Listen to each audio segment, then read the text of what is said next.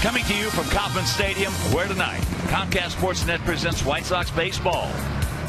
It's Jose Abreu, Alexi Ramirez, obviously Eel Garcia, and our Sox as they get set to butt heads with Alex Gordon, Eric Hosmer, and the Kansas City Royals. Hi, everybody, and welcome. With Steve Stone, I'm Ken Harrelson. We get set to bring you Game 2 of this 3-game set, and Game 2 of this 10-day, 9-game road trip. 3 here, 3 in St. Pete, finish it off with 3 in Detroit. But if you missed a game last night, you may have missed a little bit of history. It's probably the most bizarre ending to a game certainly I have ever heard of. I've never heard anything close to it, which we'll show you. But 2 guys scored from second base without the ball leaving the infield. It was a very disappointing ending to last night's game. It was indeed, because Johnny Danks was brilliant and the Sox had the lead until Jared Dyson asked a pinch run. What does he do? Scores on a wild pitch. And then Terrence Gore brought in the game to pinch run. What does he do? He scores on a ball that can't be played in the infield. And Gore, when asked later on, he said, I was running anyway. It didn't matter what happened. I didn't think they could get Kane, and I was going to score, and that's exactly what happened. So a most unusual ending, most disappointing ending.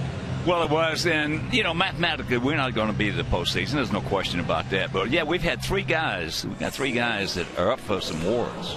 We're going to see just how it plays out, but when you have 3 guys who have a chance to get baseball's greatest awards, well, you look at Jose Abreu, undoubtedly the Rookie of the Year. Most valuable player, he won't win that, but he'll be in the conversation. And Silver Slugger, he should win that. For Alexi Ramirez, the Gold Glove and Silver Slugger, something that he's done. And for Chris Sale, Cy Young Award. Look at his ERA. Look at his opponent's batting average against. This is a guy who's had a magnificent year, and there's precedent for winning without a big win total. That's Felix Hernandez, who won the Cy Young Award at 13-12 because he played for a team that didn't back him up very well. You could certainly say that for Chris Sale this year. And we have another Chris out there on the bump tonight. Chris Bassett making his 3rd start. Last time out, he was very impressive. So sit back, relax, and strap it down. White Sox baseball coming your way.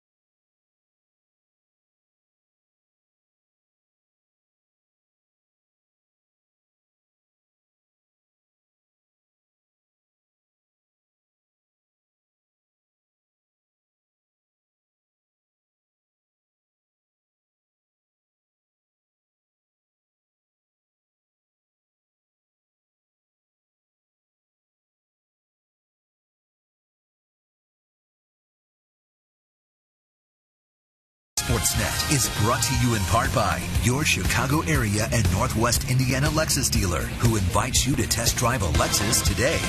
Blue Cross and Blue Shield of Illinois, through it all. AT&T U-verse. Find out what's possible with AT&T. Call 1-800-PIC-ATT, mobilizing your world. And by Ford. Check out America's freshest lineup at your local Ford store or at localfordstores.com. Welcome back to Kauffman Stadium in Kansas City. And let's take a look at how Robin's going to line up our Sox for the game tonight. Adam Eaton leading it off, knocking at the door of 300. And against the Royals this series has been awfully tough with Alexei Ramirez in the 2 spot. Then it's Jose Abreu, Connor Gillespie, Eliseo Garcia, Andy Wilkins at DH with Diane Viciedo, Carlos Sanchez, and Josh Pegley behind the plate. The defense and how they'll line up behind Liam Hendricks with Gordon, Dyson, and Kane in the outfield, with Moustakas, Escobar, Infante, and Hosmer in the infield. Salvador Perez once again behind the plate, and our Lexus pursuing perfection starting pitcher is Liam Hendricks. Sox have seen him before. He's 0-3 against him in his career. He's 3-15 overall. This is his 6th start, his 7th game, and the ERA is up there.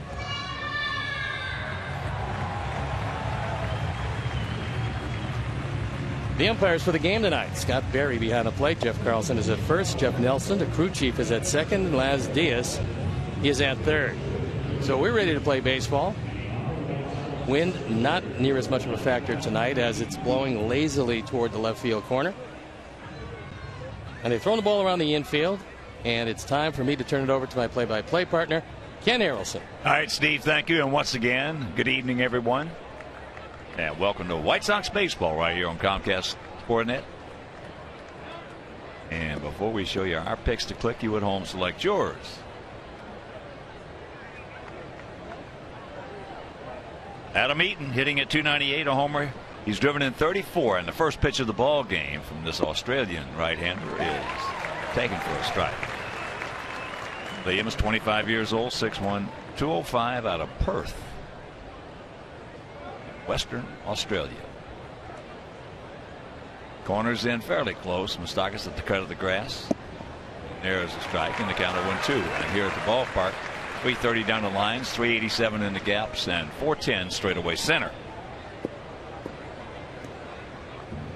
Sox come in hitting at .254 as a club with a 4.32 ERA. And there's a good way to start, like he did last night. He's going to give it a go, and here's the throw. He had him, but he lost the baseball. Pretty good play by Dyson, getting to it quickly, throwing it right on the money. But fortunately for Adam, the ball just flicked out of the glove.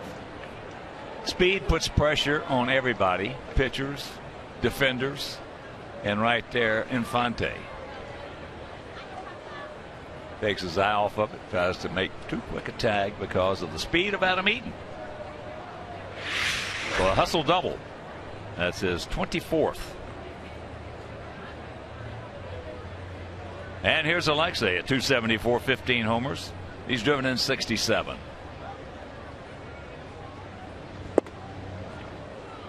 Takes ball 1.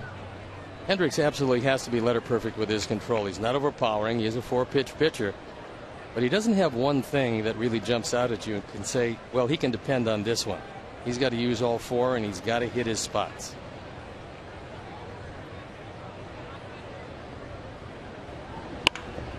That ball's lined in for a base hit. So Adam will move into third. Runners at the corners and nobody out. Last time out against Boston, Hendricks got knocked out in the 3rd inning. Time before against the Yankees, he went only 4 innings.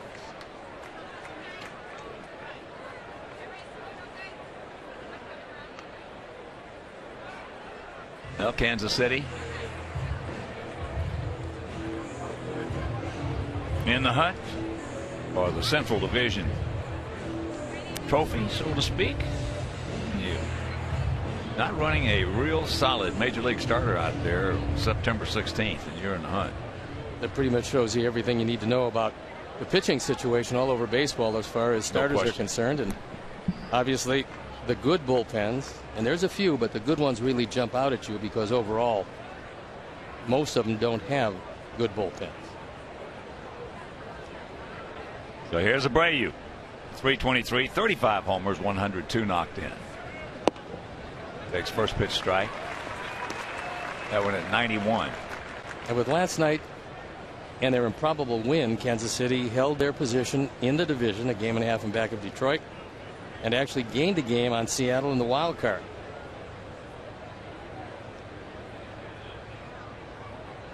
Maybe, just maybe, if you missed last night's game, maybe the most bizarre finish in the history of the great game of baseball. I've never heard of anything even approaching that.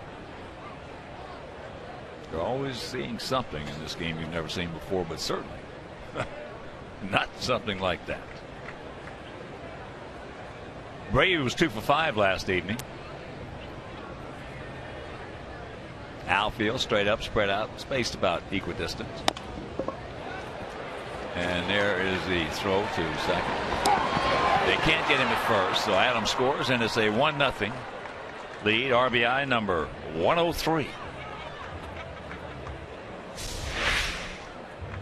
Jose realizes that if he can beat this play, it's a run batted in. And he was able to beat the play, hustling all the way down the line.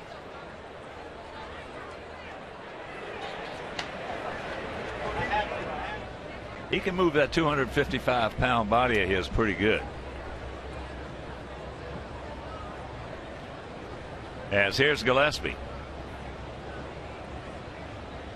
He's hitting .291, 7 homers, and he's driven in 54. He was 1 for 4 last night with a run batted in.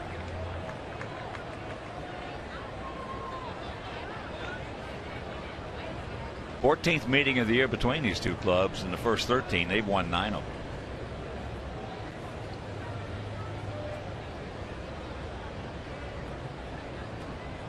Yeah, that was just a gift that we gave Kansas City last night.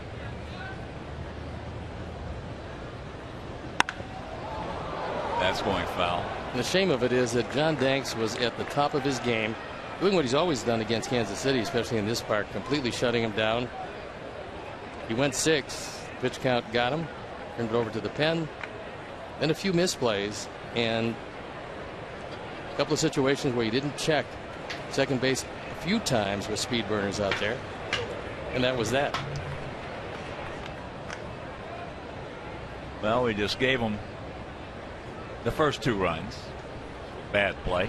And in essence gave him the last 2 runs. And they beat us 4-3. Yeah, that's the one bad part about it, is that he was not able to pick up his 10th victory after pitching that well. The only man able to solve him, Aoki, had both hits. And then he came up in another key situation. And he doubled in the 9th.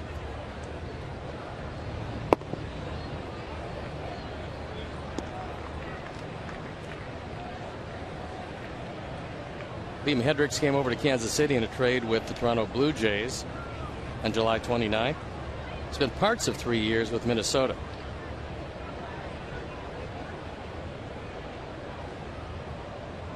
One out, one on, and now you can rack them up.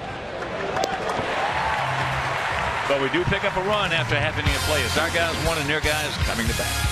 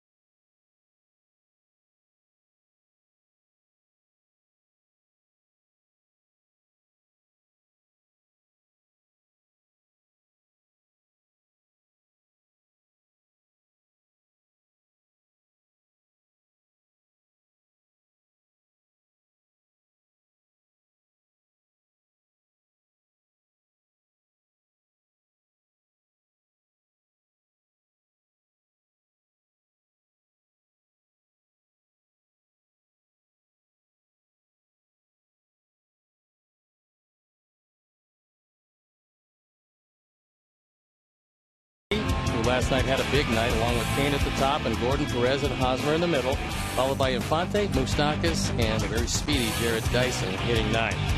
The defense and how they'll line up behind Chris Bassett, Dan Viciedo, Adam Eaton, and Avisail Garcia in the outfield. With Connor Gillespie, Alexei Ramirez, Carlos Sanchez, and Jose Abreu in the infield. Jeff Begley is behind the plate tonight. And our Lexus pursuing perfection starting pitcher is Chris Bassett, who last time out against Oakland threw a whale of a ball game. He went 6 innings. He had only 5 hits and 1 earned run. Walked 2, fanned 5. And there you look at the numbers. He hasn't pitched against a whole lot of easy teams. He got Detroit the first start. He got Oakland the second start. Now he gets Kansas City the third start. All teams probably going to make the postseason. So here's Escobar. Alcides hitting at 273. Couple of homers he's driven in 46. 7-year-old shortstop. 0 for 4 last night. As he takes ball 1. Royals hitting at 260 as a club with a 3.50 team ERA. They're 40 and 36 here at Kauffman Stadium, but on the road they're 42 and 32.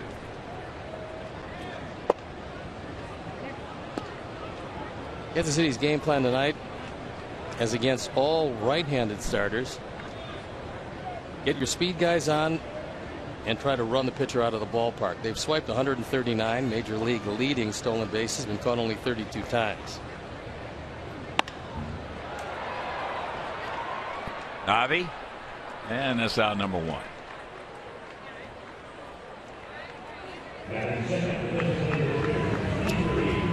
Chris Bassett, a young right-hander out of Curtis, Ohio. 25 years old, 6'5", 210 pounds.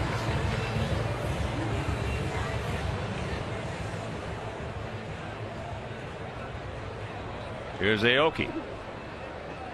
4 for 4 last evening, also with a walk. Hitting at 271, a homer. He's driven in 37. 2 of the base hits were excuse-me swings, and 1 was right down the line at third. Well, as we said last night, with his style, he's had a lot of excuse-me's. A lot of excuse-me base hits. Not easy to strike out. It keeps that bat in the zone for a long time.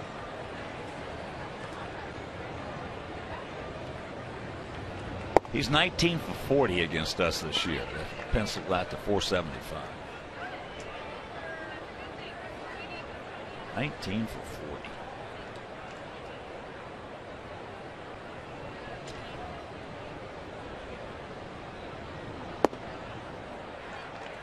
A couple of things he can't do. He can't hit for power.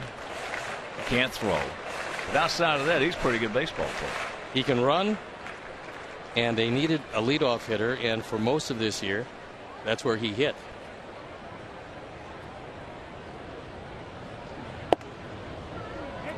There's a strike to even the count at 2.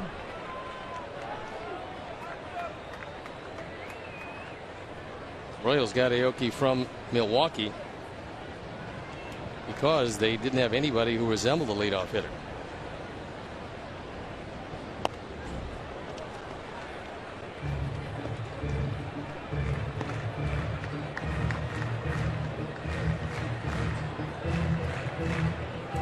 There's that gentle wind we told you about blowing out toward the left field corner. That's the opposite from last night.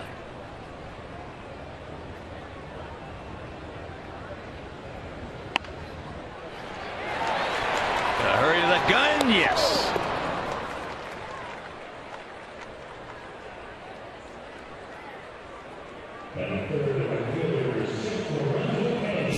You actually have to play Aoki like you would a right-handed pull hitter.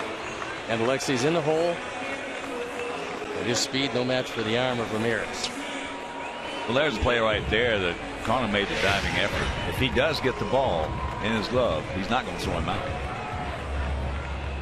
Not on that one. No. Not when you dive and hit the ground like that. So here's Lorenzo. Kane at 297, 4 homers, 46 knocked in.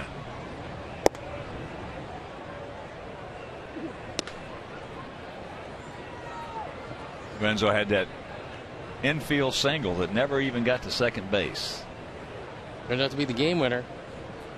It's Terrence Gore, probably just as fast as Dyson, scored from second. Well, that's the way the game is going. Bullpens, defense, and speed. It's just too hard to hit today.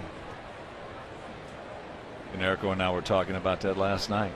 It's just getting harder and harder because these pitchers, the managing, the way the culture of the game is today.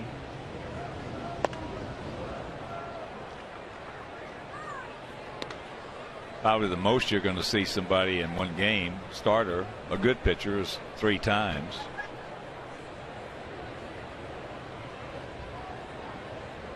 With the good bullpens, you better get them in the first 6, especially with this Kansas City pen, with the Seattle pen. There's a rolling curve ball off the end of the bat. And that's a 1-2-3 inning for Chris Bassett. And after 1, he leads it 1-0.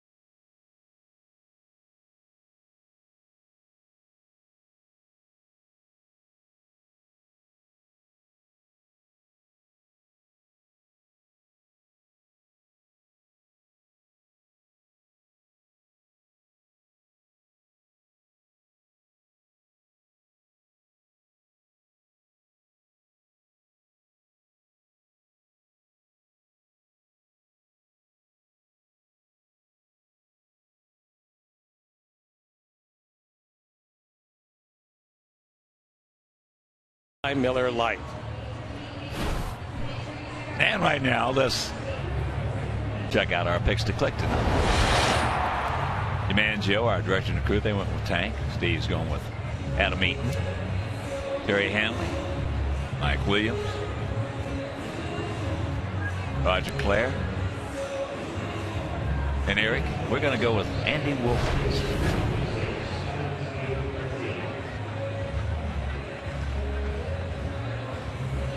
1-0 good guys, as Avi Garcia will lead it off. He was 2 for 4 with an RBI last night.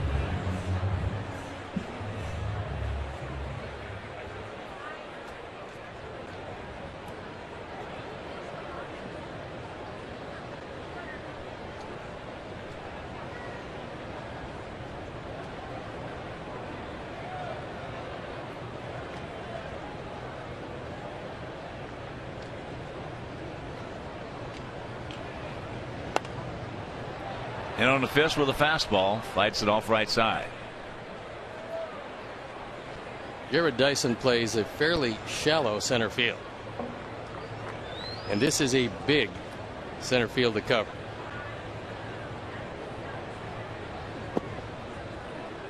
They have finished an inning in Minnesota scoreless with the Tigers. Cleveland scored 1 in the top of the first at Houston. Baltimore leading Toronto 4-2.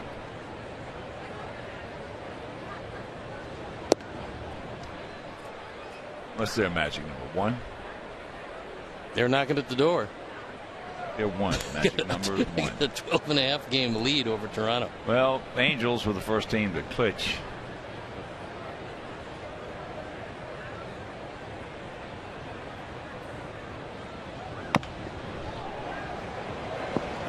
Oh, nice pitch. play by Escobar. On this high chopper, there is only one option, and that's the one he had to choose, which is come in, smother it on the short hop, and then make the throw.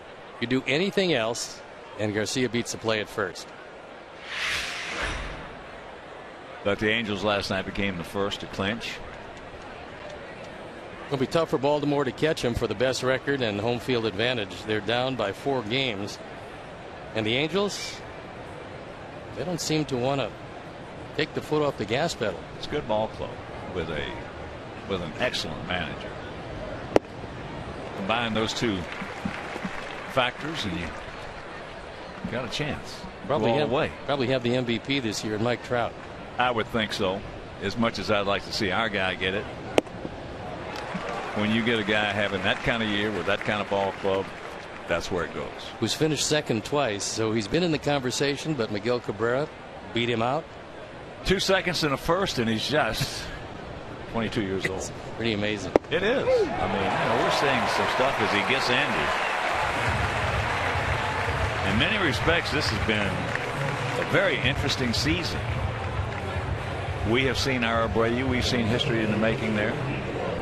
We've seen a great year from our shortstop, Alexei. We've seen a great year. Numbers won't bear that out, but we know what a great year Chris Sale's had. There's a base hit by Tank. And then Trout continues to amaze everybody with his consistency.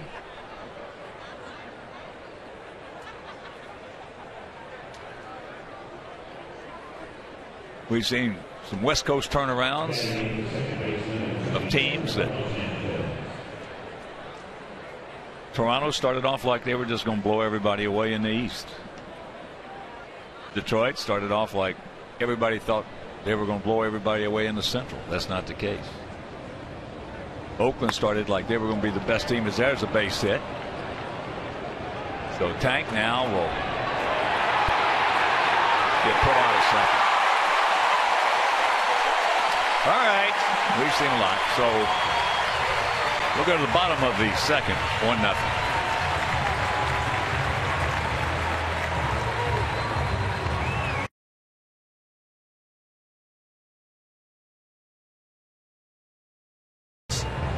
Put on before he got back to the bag. But that being said, not a real good base running play one way or the other. No. Because you're not going anywhere. You know that the center fielder, Dyson, if you look, you know he's shallow. So going to third is a bit overly optimistic, and they went behind him, and we'll have to see now if the replay. Well, first of all, Dyson gets to the ball so quick. So we'll see right here. He may have gotten that hand in there. Well, it looked like Escobar had some problems at first corralling the baseball because it almost left the glove. And while he was securing the handle of it, if that first swipe missed him, when he did go to tag him again, Viciero's hand was on the back. Well, it appeared first attempt missed. So Jeff Nelson, crew chief, and Laz Diaz. You see the ball right there. He hasn't put it away yet, and as it rotates to the top of the glove, usually if you do tag him on the first go round, you don't go back for a second tag. So if he felt he got him on the first one, he wouldn't have gone to try to get him on the second one. Well, from that, he's safe from that angle there. But the key, of course, definitive proof.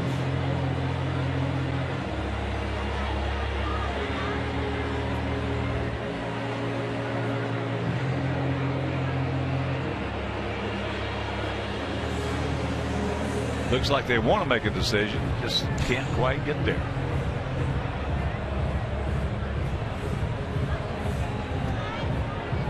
Meanwhile, Sanchez came in hitting at 260. Little Mags right there looks just like a young Mags Ordonez. Going to be a good player. Just turned 22 years old.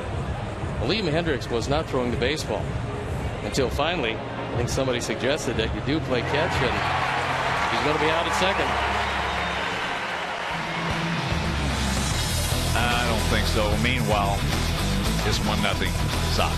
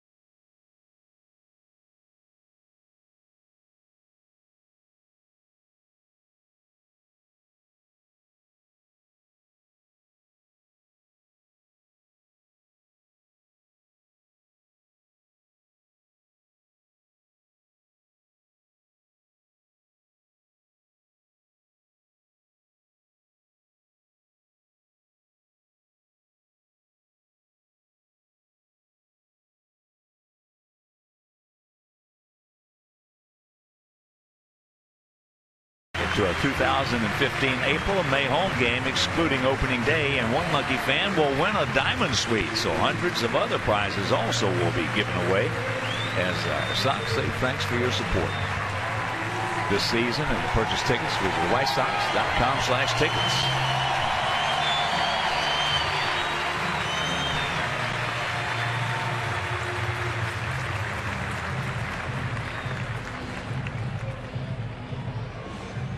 Chris Bassitt concluding his warm-up tosses, and he had himself a 1-2-3 first, so it'll be Gordon, Perez, and Hosmer.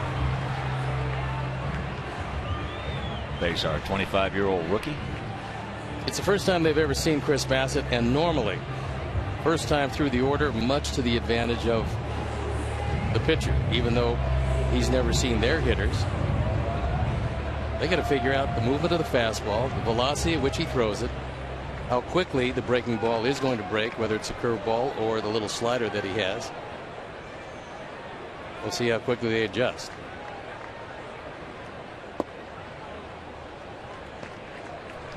Alex hitting at 270, 19 homers, 68 driven in, 1 for 4 with an RBI last night. Last time out against the Athletics, he was awfully good. 1 earned run, just 2 walks in 6 innings.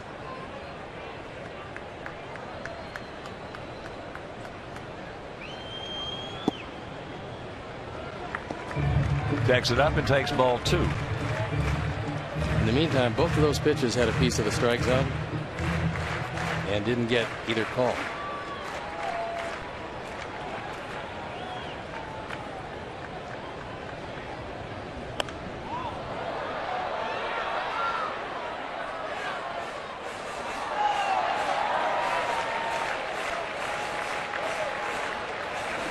Gordon came up number 2 pick in the first round for these Royals.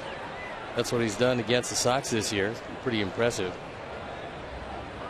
But he was a third baseman, and they played him there for a while before moving him out to become a Gold Glove left fielder.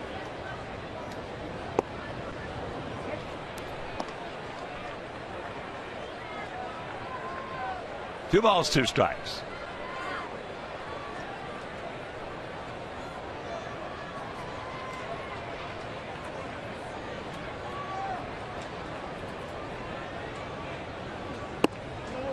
It's full.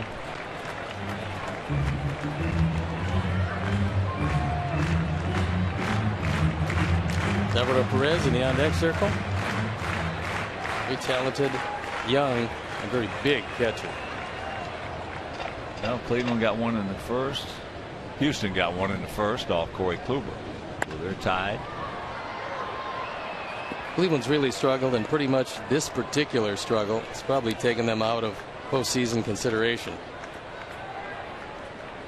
They've lost 4 games in a row. They've lost 6 of their last 10. And 7.5 back in the division, 6 games back in the wild card, and they're running out of time. He gone.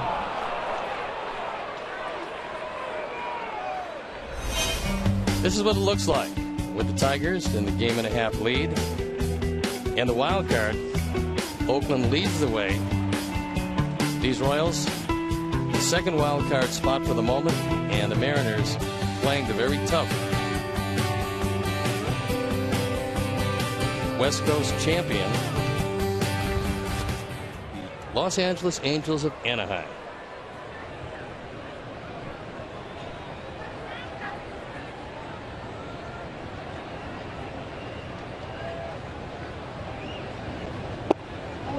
Perez takes a curveball that misses.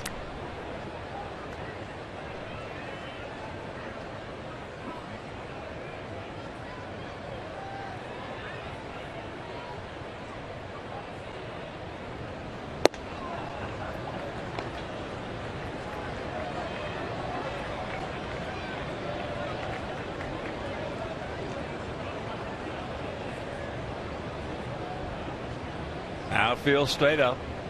Gillespie backing off the line at third. As that curveball will get me over roller. And that's the souvenir left side. That was right over the middle of the plate. Fortunately, Perez a little too quick on it. If you throw fastballs away to this guy, you have to be prepared for the ball to come back at you. He does hit the ball back through the middle a lot.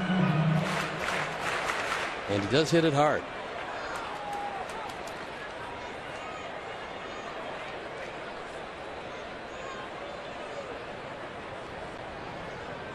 One of the better young catchers in baseball. As he just did get a piece of that, and the count evens at 2.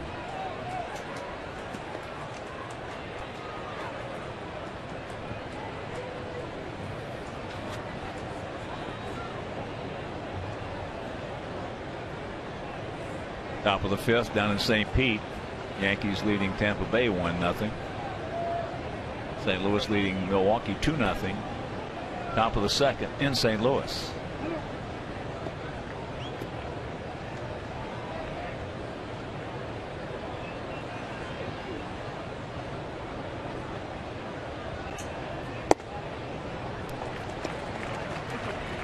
Just missed and a full count.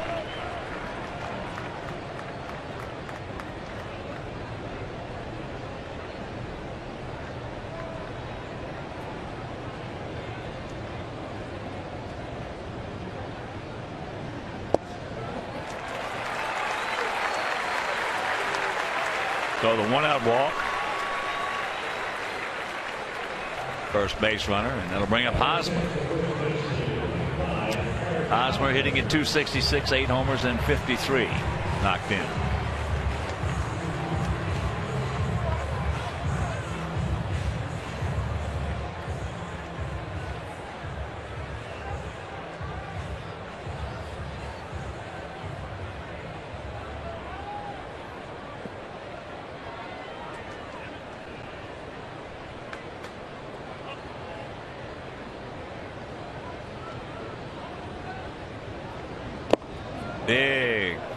Big rip.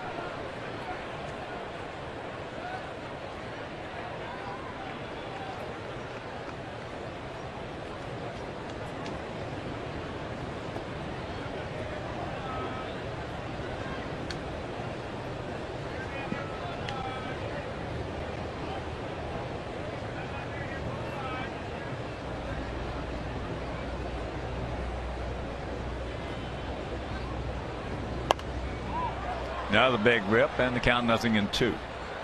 Good fastball followed by the straight change.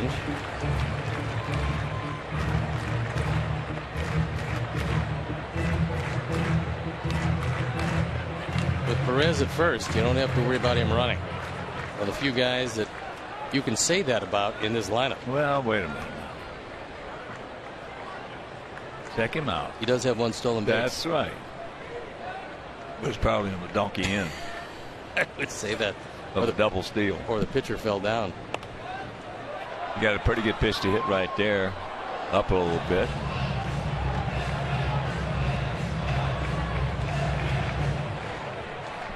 You can see on the road, Hosmer has been a big factor. Surprisingly, in his home ballpark, reflective of his team, he hasn't done well here.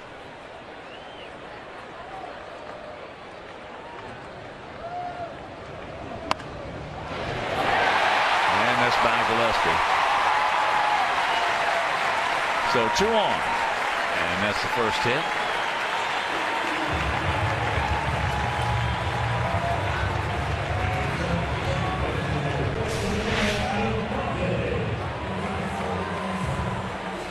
Good pitch, slices it, and Connor can't flag it down.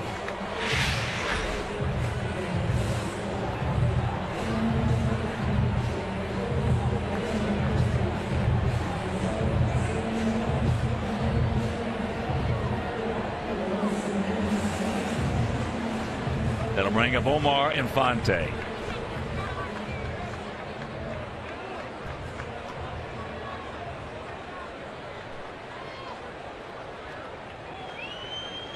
Omar hitting at .258, 6 homers and 63 knocked in. He was 1 for 4 last night with an RBI.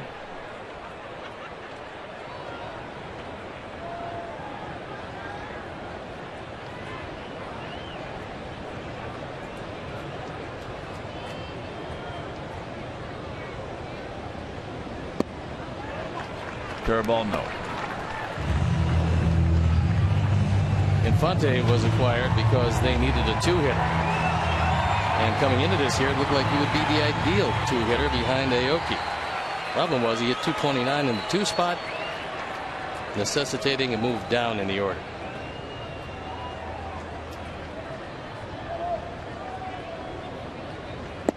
Some guys cannot handle the responsibilities of hitting in that 2-hole. Probably the most responsibility of any position in the batting order. There's no question about it. You have more in that hole. You have to be willing to hit with 2 strikes. You have to be willing to take strikes, especially with got Escobar leading off, who's got 30 stolen bases and 34 attempts. Speed is a huge part of their arsenal. He can move the ball to the right side. As now the count moves to 3-0. Come back and get it.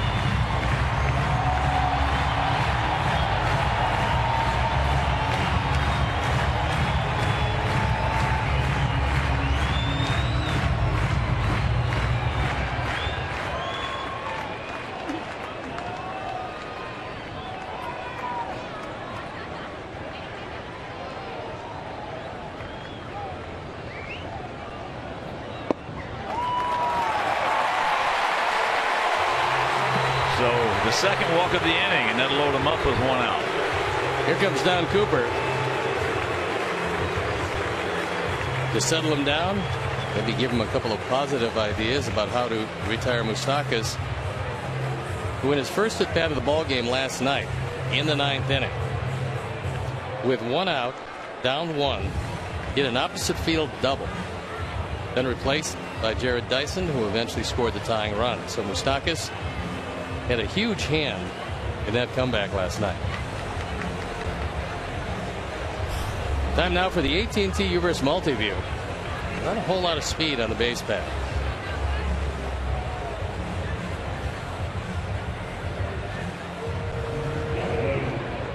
Infante with probably the best speed of the 3.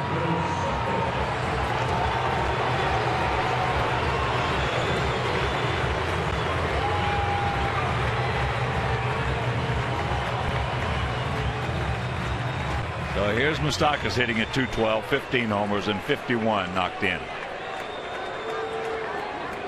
This year against our ball club, he's been very good at .323. Curveball strike.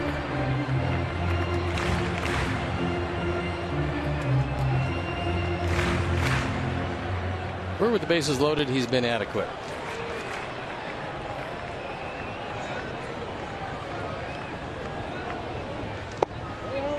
That curveball misses.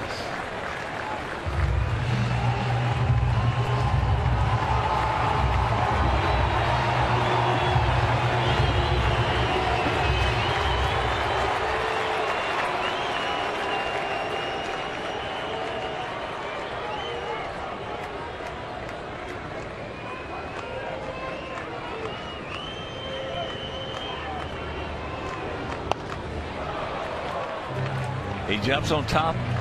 Ball and 2 strikes. That was a straight change that he probably would like a little lower, but he did get the strike out of it. Our Menards pitch tracks will show that straight change a little higher than he wanted.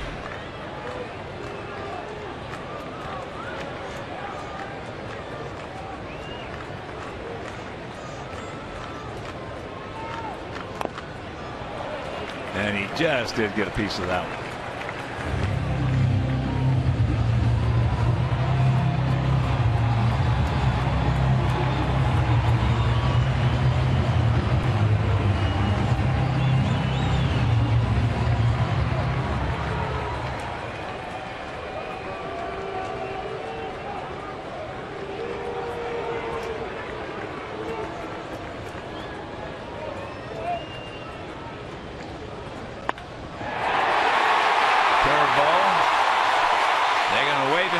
Throw. Good throw is going to get him, and it's a good throw.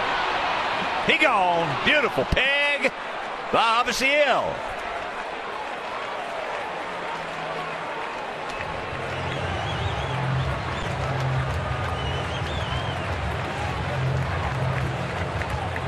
Meanwhile, it's a 1-1 tie.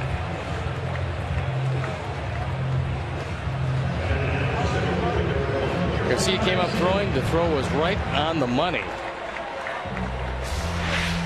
And he got Hosmer by plenty. Just a little rolling breaking ball away from Osaka's RBI 52. And a pinpoint throw.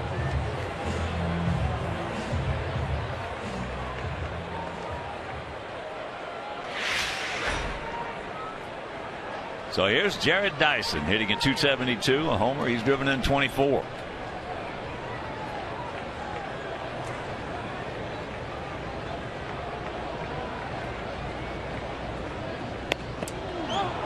Pops that one up. Alexei with the catch. That'll retire the side. So a beautiful throw by Garcia. And we're tied at 1.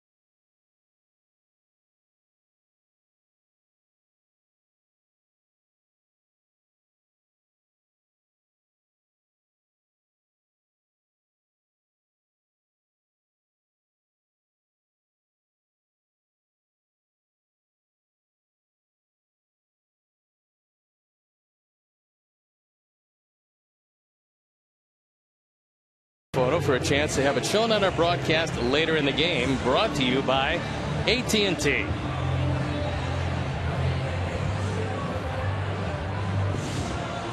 One 4-0 for our guys, 1-2-0 for their guys. On a beautiful throw, saving a run.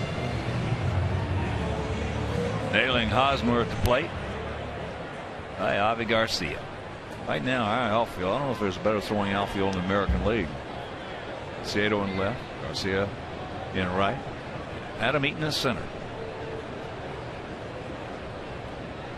So here's Josh. He is 0 for 11 since being called up.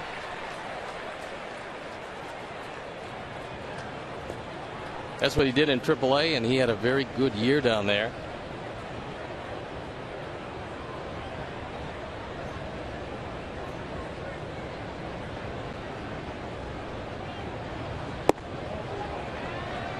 He did not go.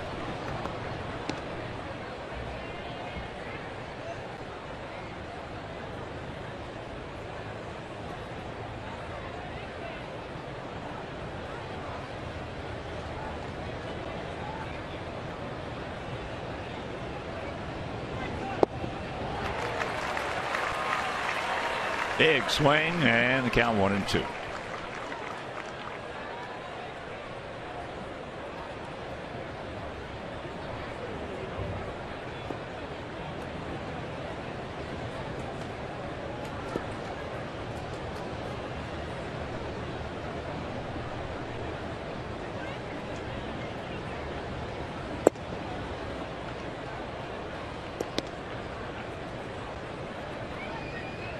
Minnesota hitting in the bottom of the third in that scoreless tie with the Tigers. Now it's going to the fourth.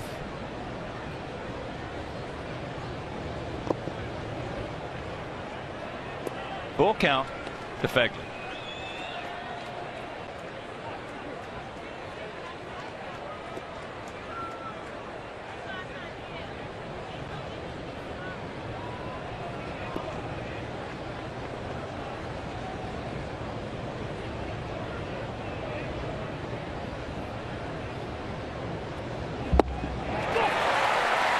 One out.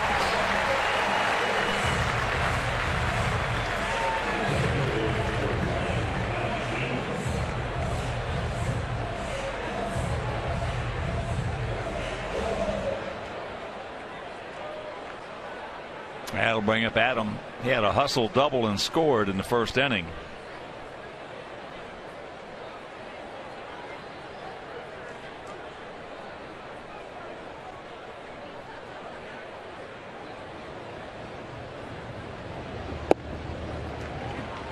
Takes first pitch strike.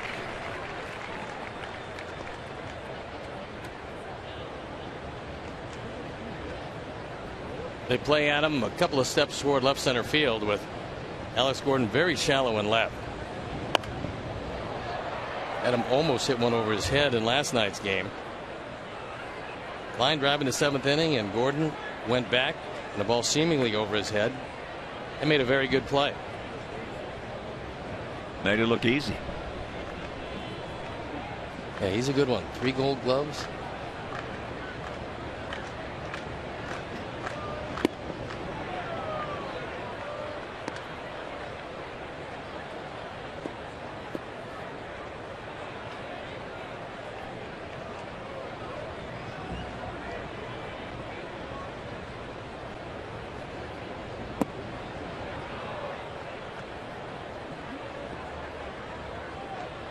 Two and two the count.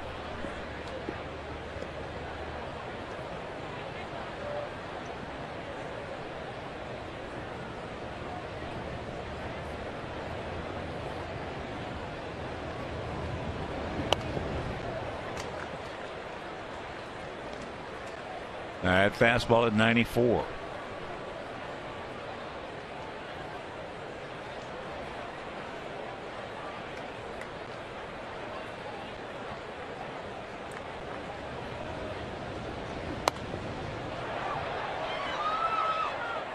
Adam having another good at bat. Going to be at least 7 pitches because the 7th is forthcoming.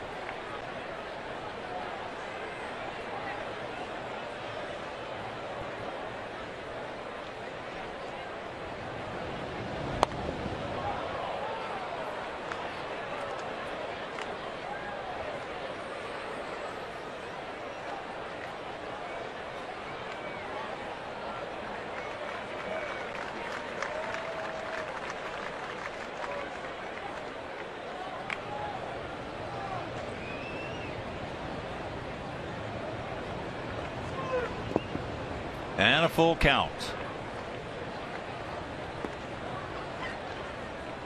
It's gotten to the point that you just expect him to get on base. And lately, when he has, he scored a run. I mean, that's a great feeling. That ball hit hard. And it's going to be another. Now he's going to turn it on as the ball gets away from Cain. So that will be a triple. That's his 9th triple.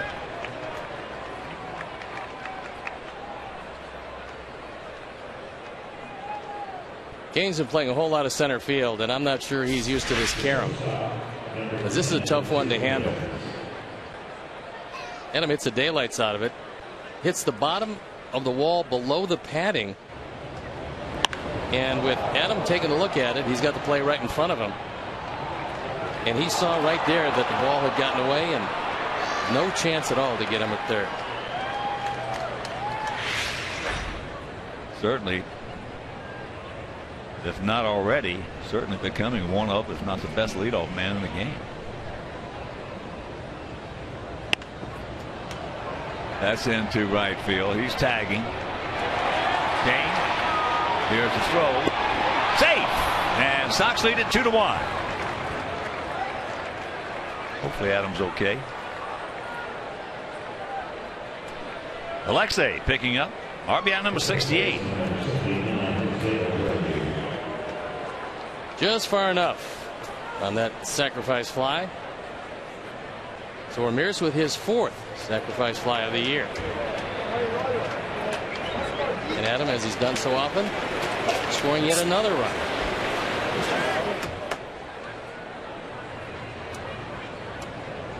Now the base is clear and 2 out. Here's Abreu. He drove in a run and getting into a 6-4 fielder's choice.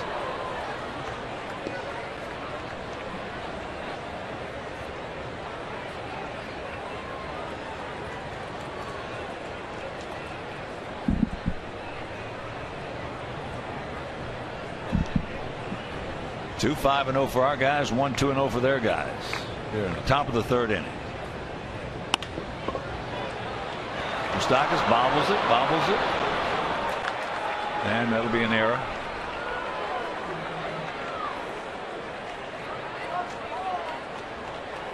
For Moustakas, who is normally a good third baseman, that's error number 17.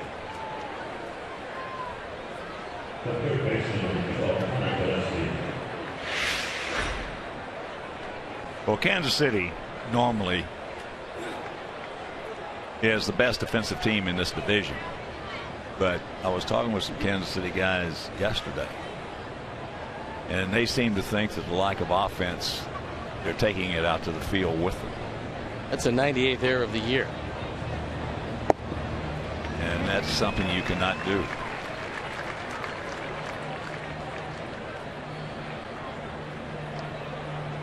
Can't let your offense interfere with your defense.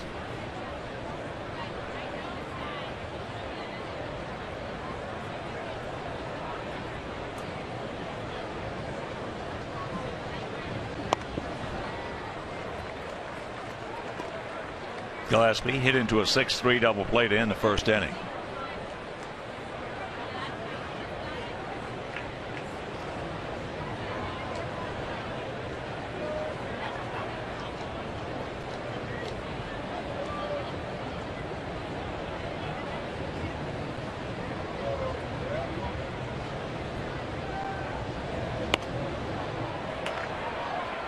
That's over our dugout into the souvenir area.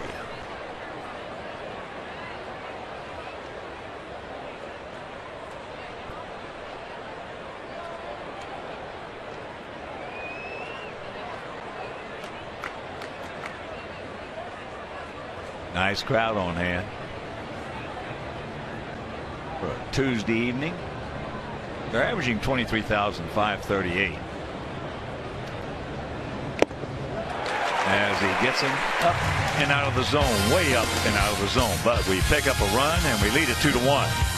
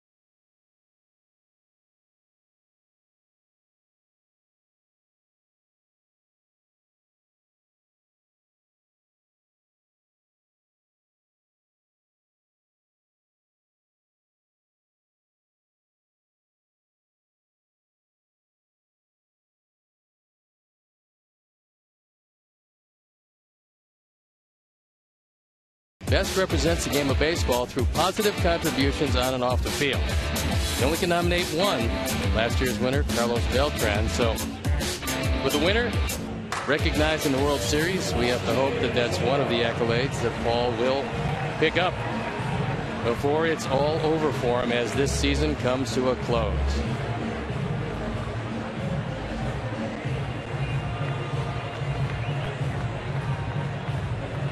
Top of the order with Escobar. It's Escobar, Aoki, and Kane. This threesome in the first inning provided a 1-2-3 inning. Sadie's can bunt, and with that in mind, Gillespie is in close at third.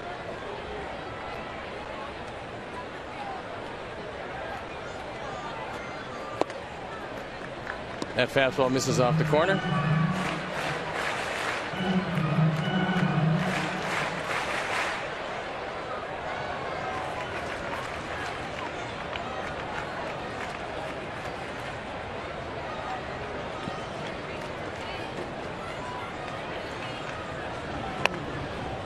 Squibs it off the end of the bat, and the count evens at 1-1.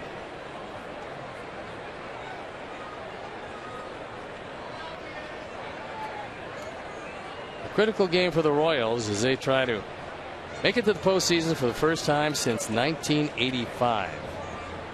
They came close last year. They're a whole lot closer this year. Good soft breaking ball, and the count goes to 1-2. In a one-run game, always a good man to keep off base. Escobar, one of their fastest and one of their most proficient base stealers. 30 out of 34 this year. And this team has been running wild. Just misses down, and the count evens at 2-2.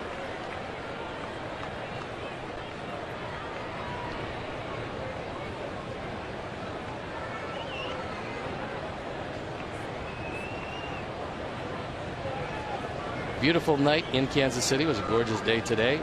Temperatures in the low 70s. And the count goes full. Yeah, just what my weather app said. It said stay in your room because you might get rain on your head. That's exactly what it said. And that's exactly what I did. It could have been a better day. And he lost him, and that sets up a base running situation. And you can grab your costumes and bring your friends and family to the ballpark for Countdown to Halloween on Saturday, September 27th. Now, the Sox are offering an exclusive ticket package, which includes a game ticket, and a glow-in-the-dark White Sox trick-or-treat bag. So to purchase tickets, visit whitesox.com/boo. So here's Aoki. Third walk issued by Chris. First one scored. That was last inning. Perez.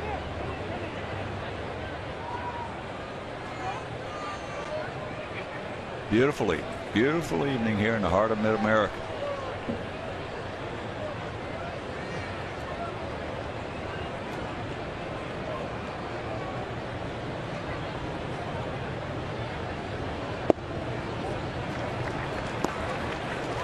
That was a very good pitch. It had the whole strike zone.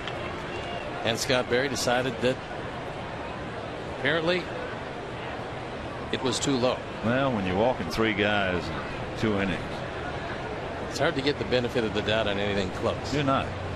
Chances are.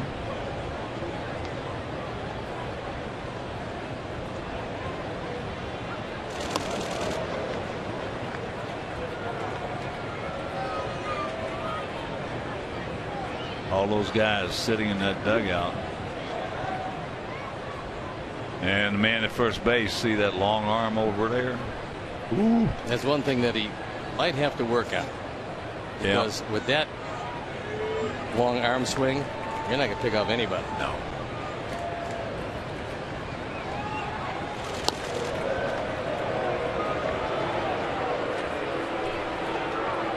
In the American League, the stolen base leader is Jose Altuve, who's had a remarkable season with Jacoby Ellsbury at 2, Jared Dyson, Rajai Davis, and Alcides Escobar. And we've told you the Royals lead the major leagues in stealing bases. They will run every chance they get. There you go. And there's a broken bat base hit. That's a typical Aoki hit right there. But the walk now is sitting on third. That's absolutely the way that Ned Yost has to work this offense. They've got a few contact hitters. They've got a lot of very speedy base runners. And if you put them on, you're going to wind up in trouble. Because there's a hit and run. There's a shattered bat. It runs to the corners and nobody out in the middle of the order coming up. This is dangerous for Chris Bassitt.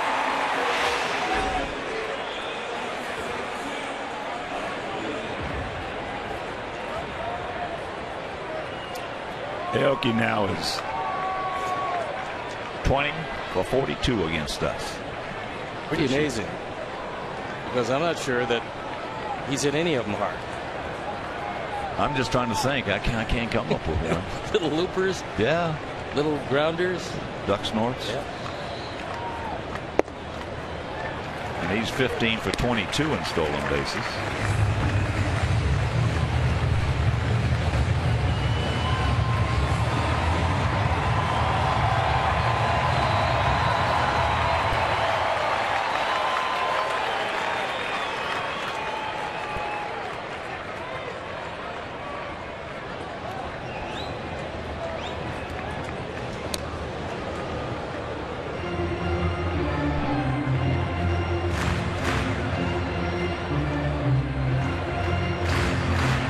Straight up, spread out.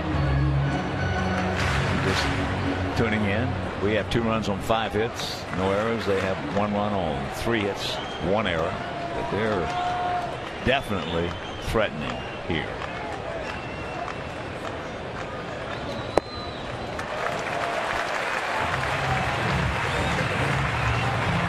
Guess you're going to have to start throwing some strikes, young man. You can't be walking guys and pitching 2-0-3-1. He was pretty aggressive against Oakland, but this is just the opposite of that particular performance. And with the speed of this team, you can't give them any gifts. They do get on, you've got to make them hit their way on. Well, we gave them some gifts last night, 4 of them, and they beat us 4-3.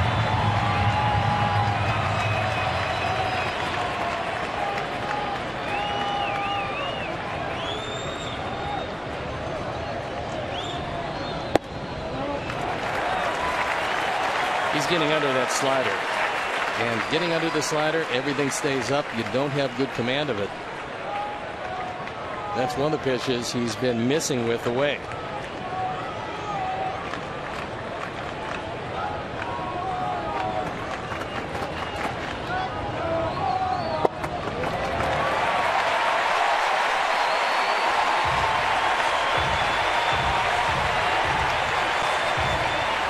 Bases loaded, nobody out. Fourth walk, second this inning. 2 last inning.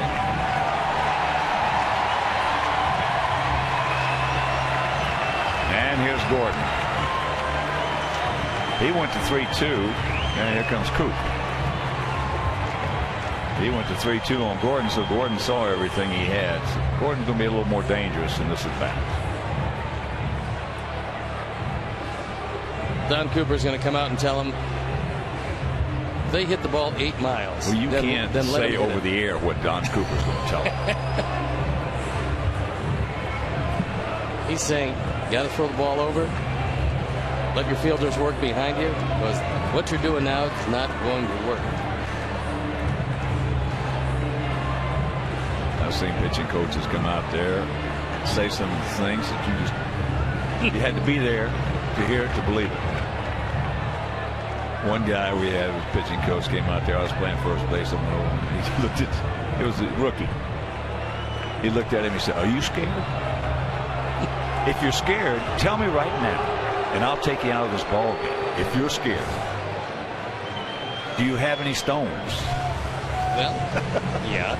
I mean, he put some accountability on him right there. I had a pitching coach come out in a similar situation. I was really struggling. He came walking out, and he said, "Did you see that girl in the second row behind the dugout?"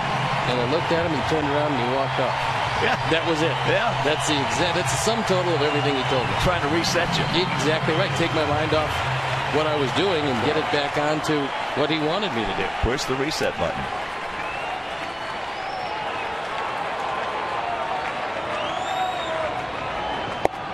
Breaking ball, strike.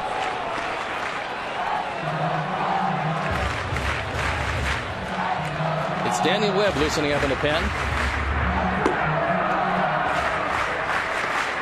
Chris could use a ground ball at somebody into 2. How about a 1-2-3? That would be even better. Base hit. Gordon saw all his pitches in that first at bat, and he will definitely be more dangerous there as he was with 2 RBIs, and they lead it 3-2. 70 driven in for Alex Gordon, who's probably become their most unlikely cleanup hitter, but he's really one of the few guys that has done the job. And this fastball tried to get inside, didn't get it there.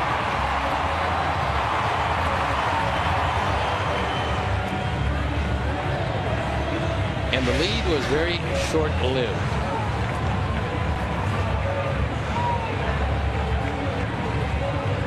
They're not done yet. Nobody out.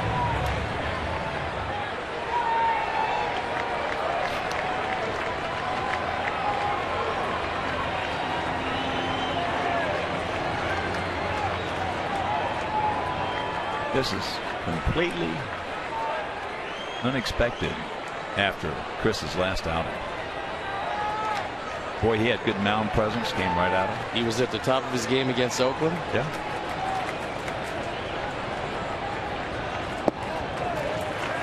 And that Oakland team, like this Kansas City team, really grinding to get to the playoffs after Oakland had a complete reversal of where they were and where they fell to behind the Angels. But they're still in the driver's seat as far as the wild card is concerned.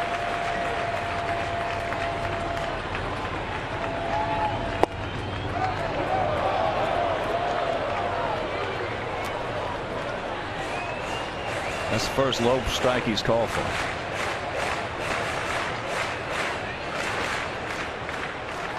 And I did not say that to insinuate it is his fault that he's been walking guys. Not at all. To the contrary.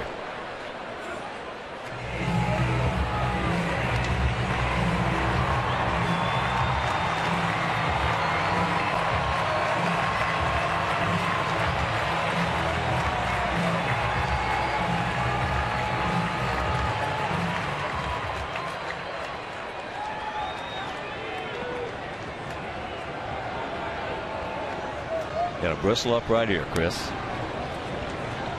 Get somebody out.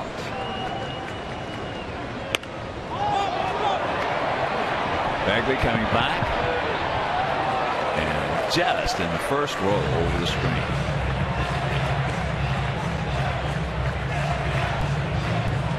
That's a nice gesture.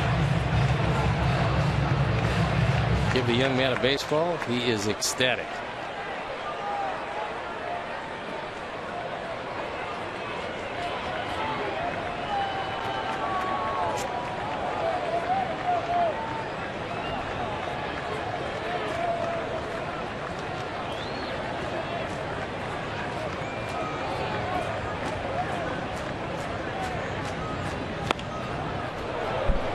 That was just a rolling curveball.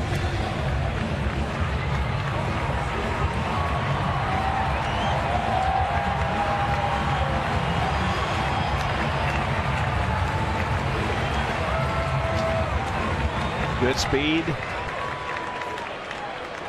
Good speed on the base paths.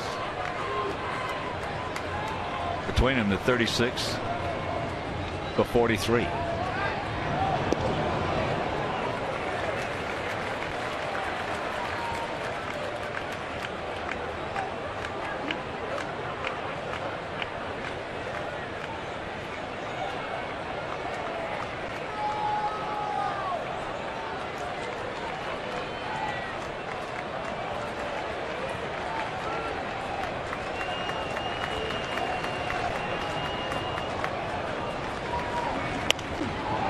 Pops him up, and this one's going to be playable. So 1 out.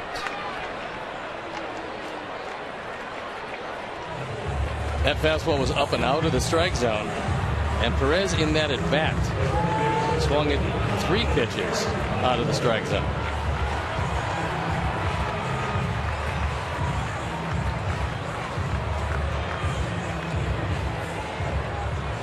Plus, he got a break when that first pop foul back went just over the screen.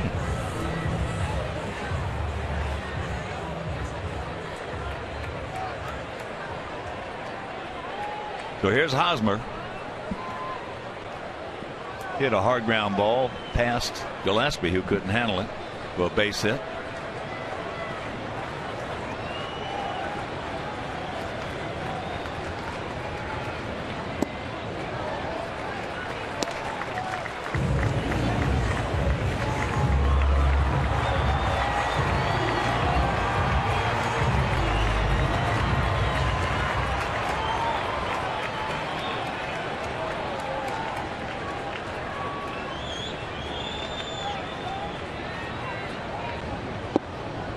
It's gotten to the point right now, Steve, if you're wearing a Kansas City uniform, you can just sit on the breaking ball for it. He's rolled a few up there, really fighting his control. Not a good feeling out on the mound, especially with a team with this kind of speed, where you know they will always put pressure on you on the base path. And it's a lot easier to steal on a slow curveball than it is on a fastball. Very much so.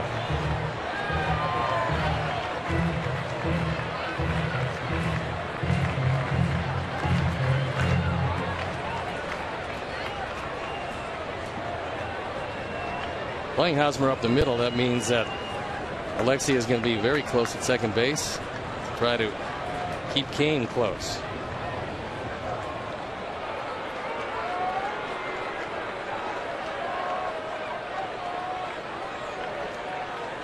That crowd we had here last night was one of the more into a game crowds that we've seen all year.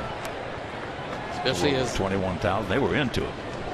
Not so much the first 6. The last 3, they were really into it. That became a very loud group.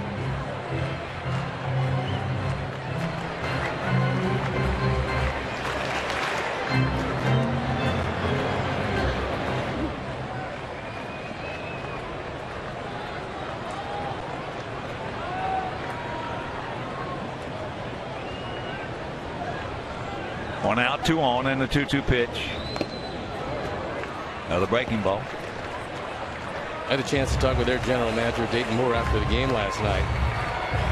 And he just looked at me and he said, I can't believe that.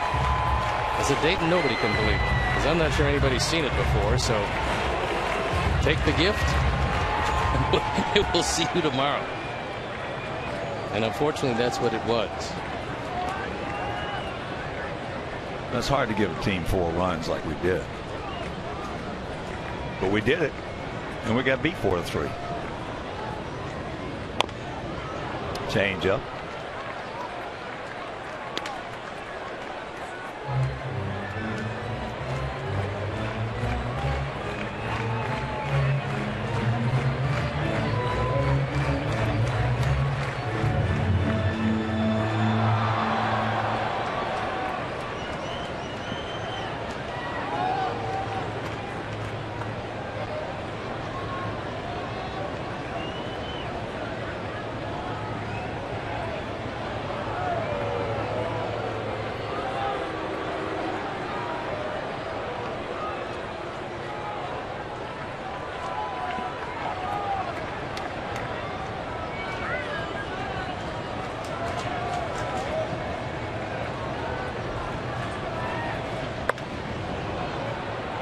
And another foul ball.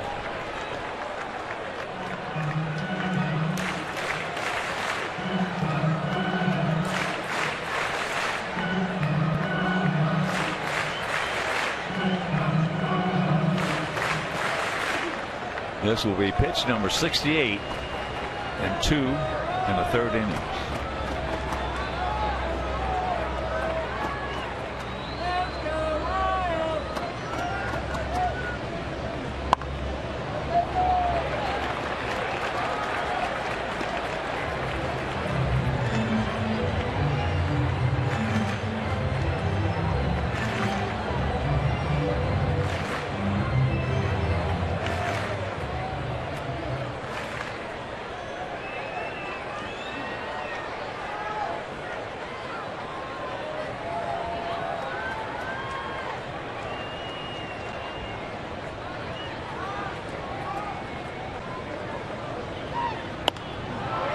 And another foul ball. Chris is taking anywhere from 30 to 33 seconds in between pitches. And it is very difficult to get any sort of rhythm together when you do that.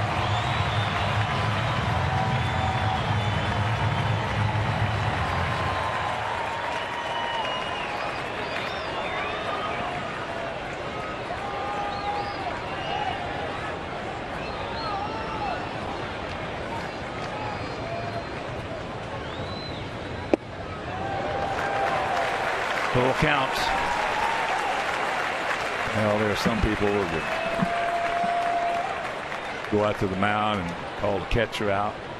Tell them both, fellas, this is ridiculous. You're not throwing strikes. Get it? But hey, catcher, you put the sign down. As soon as you get back there, put a sign down, and you throw what he puts down.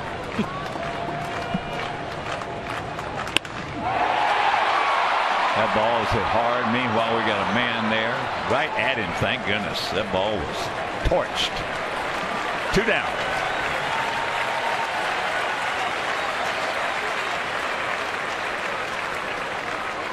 He worked it full. Hosmer hits the daylights out of it. This is a fastball. It's a high fastball.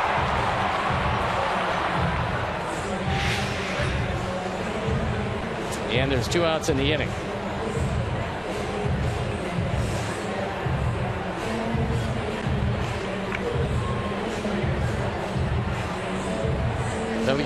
Fegley going through his set of signs in case Alex Gordon takes off at first. He is 11 for 14.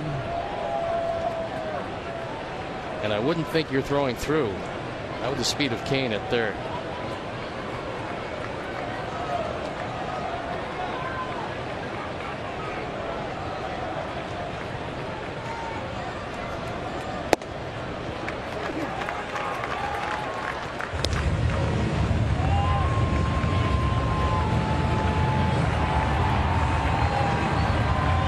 Six options on this. 6 ways to defend it. But he's not going to defend it as long. Or have to defend it as long as the hitter's ahead in the count.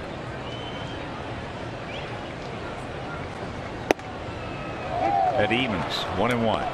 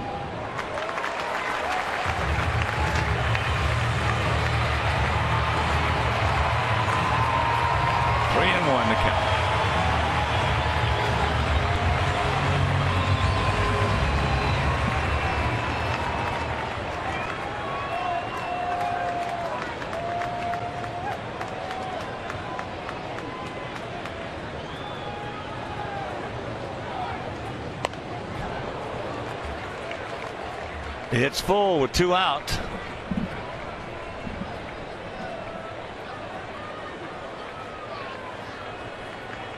.38th pitch on the way.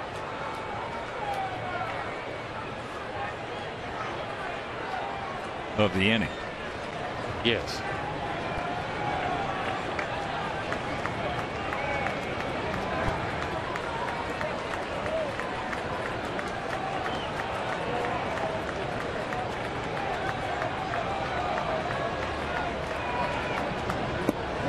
Yes, he did. Could not check it up. That was ball 4. Meanwhile, they come up with a pair and they lead it 3-2. Man.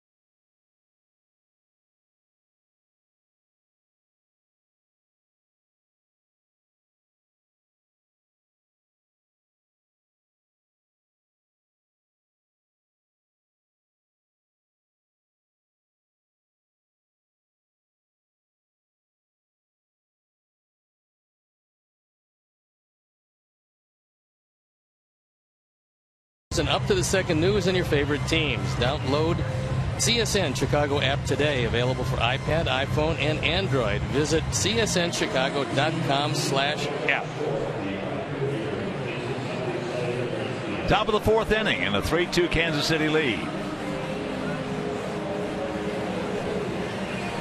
For our guys, it'll be Garcia, Wilkins, and Vecchio.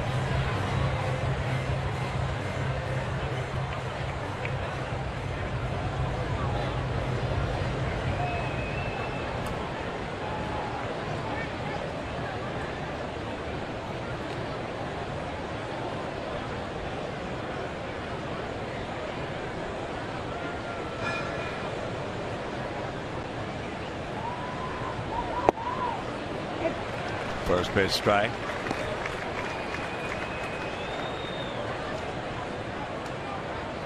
Avi 0 for 1, hit a high chopper that Escobar made a real good play to get.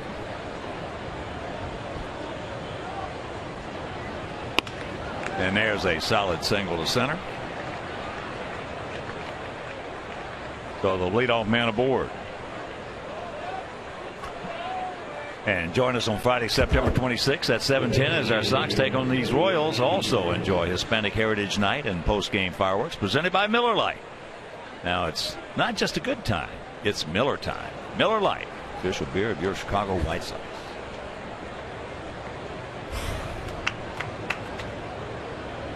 Here's Wilkins, struck out his first trip.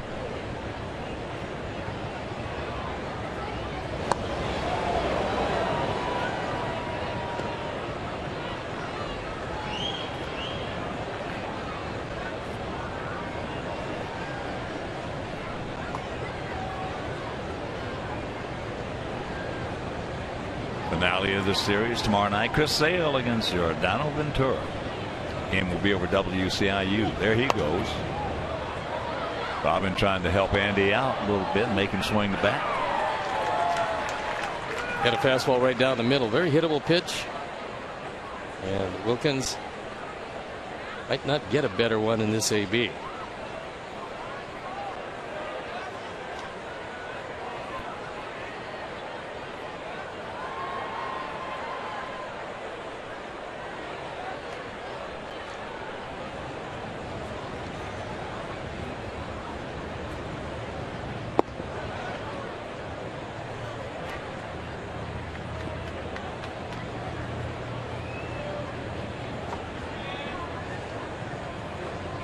One ball, one strike.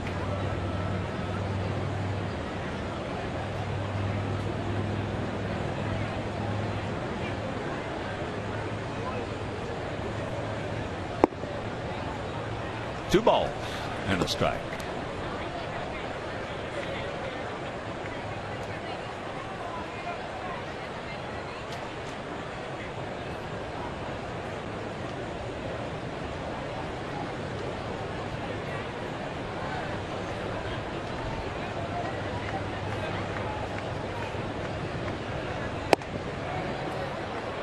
Don't help him out. 3-1.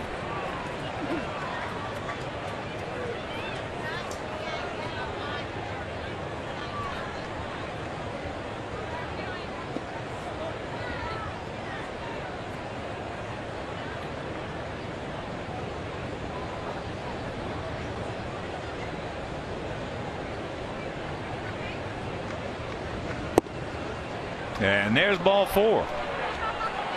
So the first two men aboard. First walk of the game by Hendricks.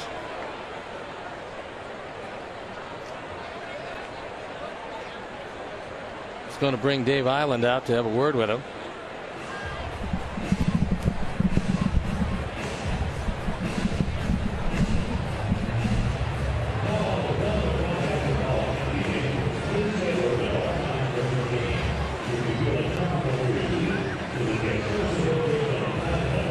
Dave Island having a conversation not dissimilar to the one that Don Cooper had with Chris Bassett.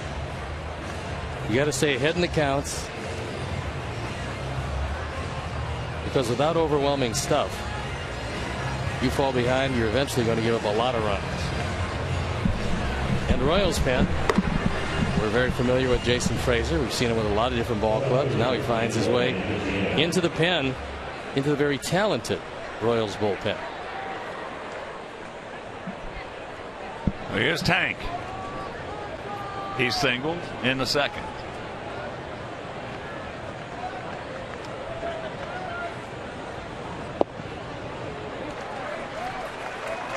Had a good pitch to hit right there. A little get me over breaking ball. But it's on the first pitch. The hitters just don't swing anything spinning on that first pitch.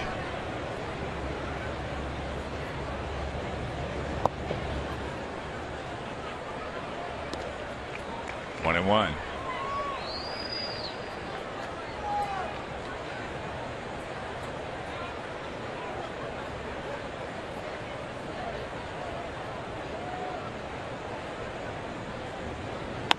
There's a shot, base hit. So they're going to hold Tank as Gordon will hit the cutoff man as he always does.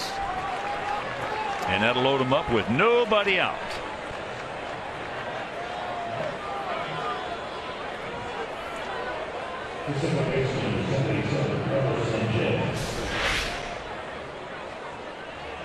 Viciedo gets a fastball. Tried to get it in. Couldn't quite get it there.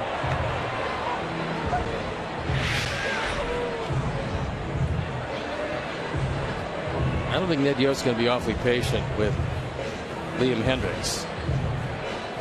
When you got a bullpen like his and you got a chance to win your division. Well, that's how impatient he will be, because that's going to be it. He's not going to waste any time.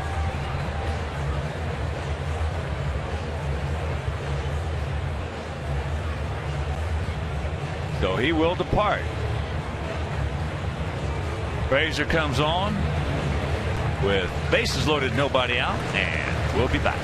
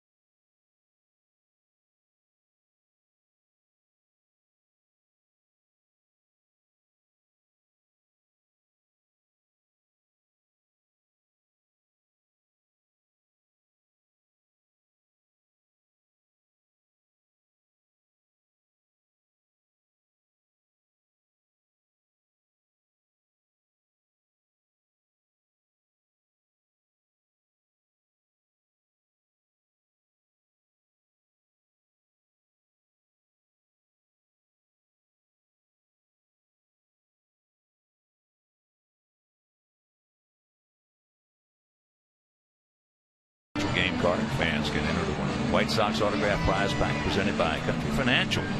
Go purchase tickets today, whitesox.com or 866-SOX-GAME. Jason Frazier came over from the Texas Rangers middle of July. Since he's come over wearing that Kansas City uniform, he's been brilliant.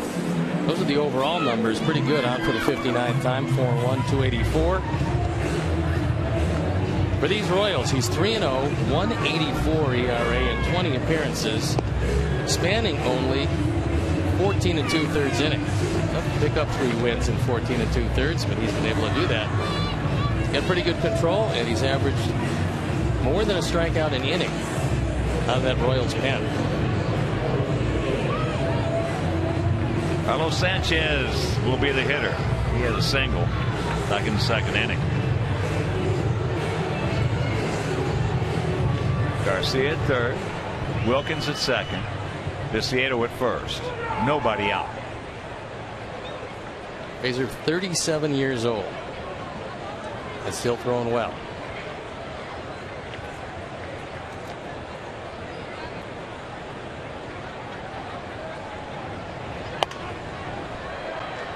Looking for it. Got it. And fouls it away.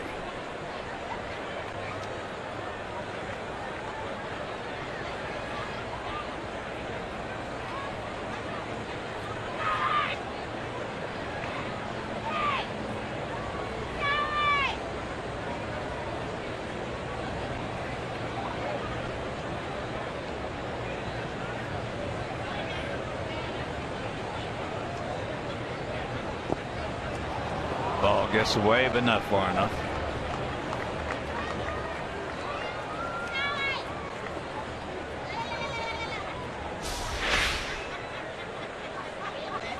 Perez does a decent job making sure that Avi can't score.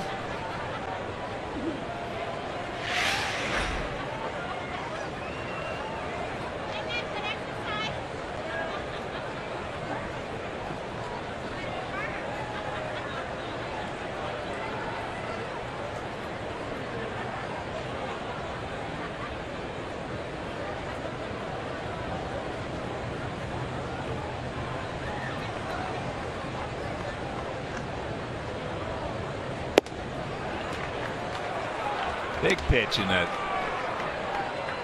sequence, and it goes Sanchez way. 2-1. Those numbers mostly with the Blue Jays, where he spent some time north of the border. You got to beat him on his fastball. That's into center field. That's going to get a Avi. Now Wilkins tags. He moves into third, and this game is tied at 3 on the sacrifice fly by Carlos Sanchez. Drives in his 5th of the year. Still leaving runners at the corners and only 1 out. Second sacrifice fly of the night for the offense.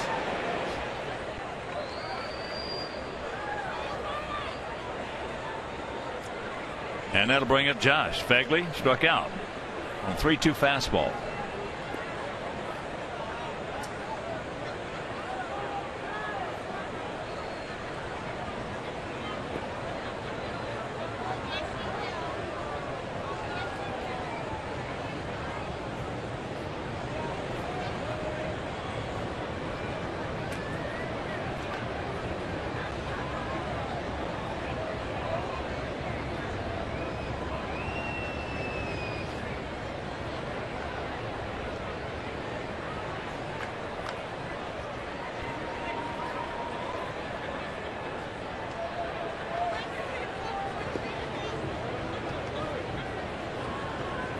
Bank just a very short lead at first. He's yet to attempt a stolen base this year.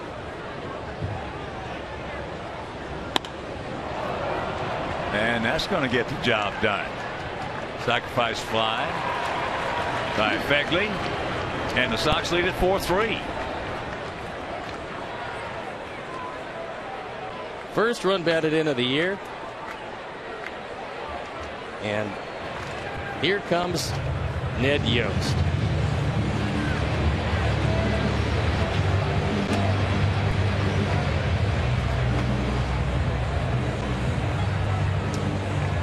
So Frazier will depart.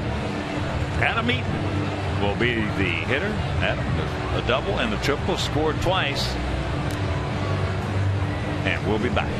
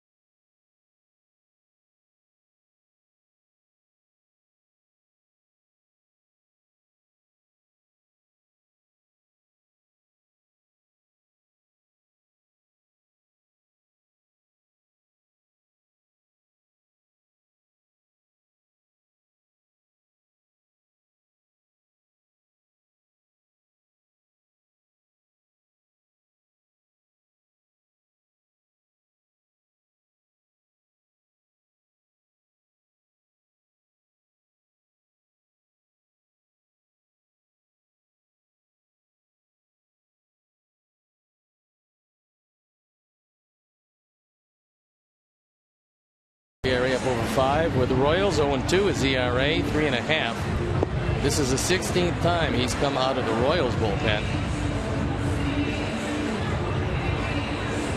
And in case he can't get it done, Ed's got a right-hander up in the pen.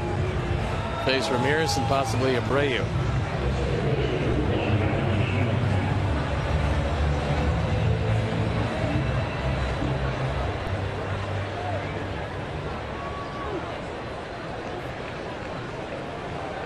So here's Eaton.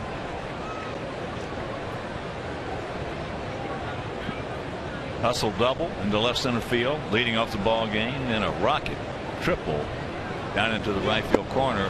There goes Ciedo. First stolen base attempt didn't work out very well. But we come up with a couple. We'll go to the bottom of the fourth, leading 4-3.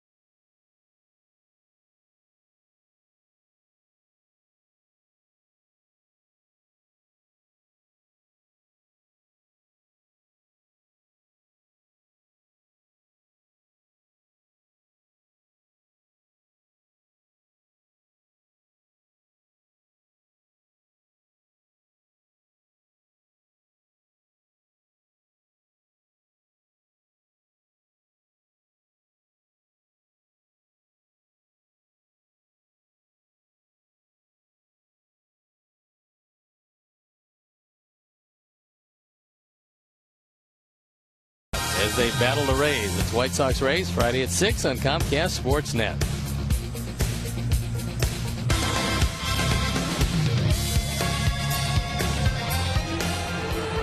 Four runs on 7 hits, no errors for our guys. 3 runs on 4 hits and 1 error for their guys here in the bottom of the 4th inning.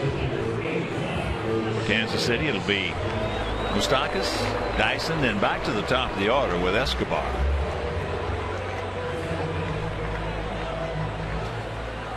After 6 at Target Field, Minnesota shutting out the Tigers 2-0.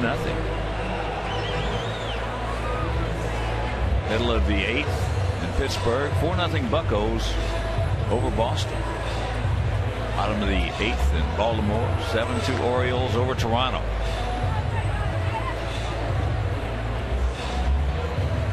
Alexei's having some vision problems.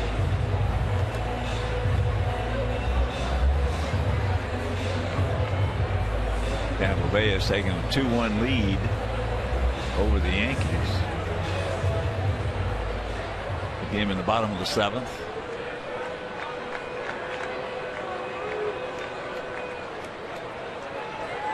Bottom of the 5th in Houston, 2-1 Cleveland.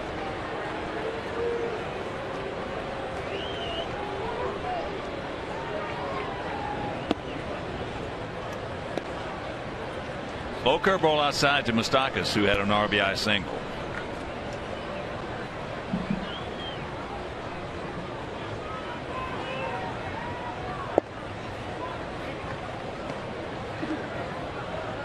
One to count.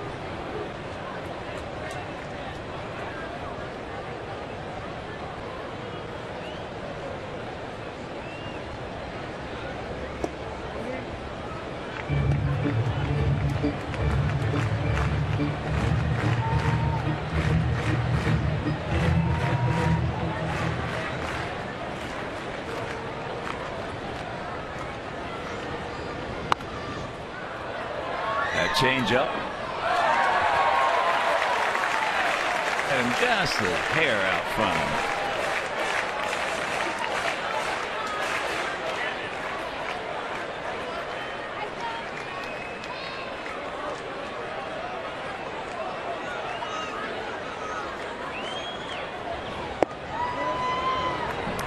Pretty good pitch and didn't get the call.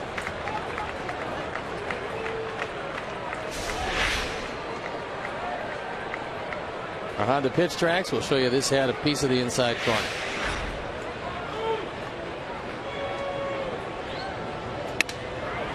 Softly hit, jammed himself. And that's out number 1. So here's Jarrod Dyson. He popped up to Alexei. You've got to be very close at the corners for Dyson.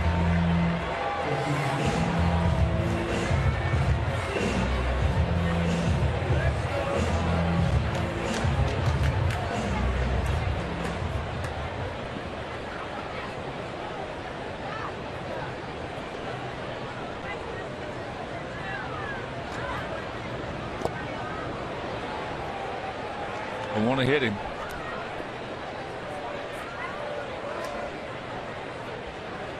We did throw him out one time this year.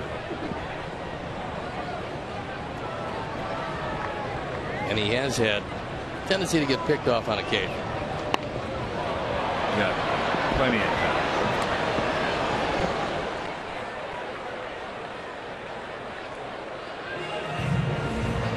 So 2 down.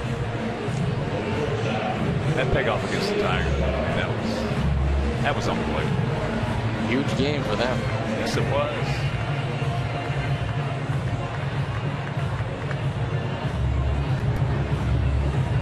Ninth inning. 1 run down. Nathan picked off second in scoring position. On second base. Unbelievable, really.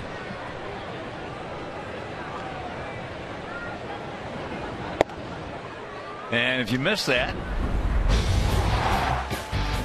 there it is. The inside move.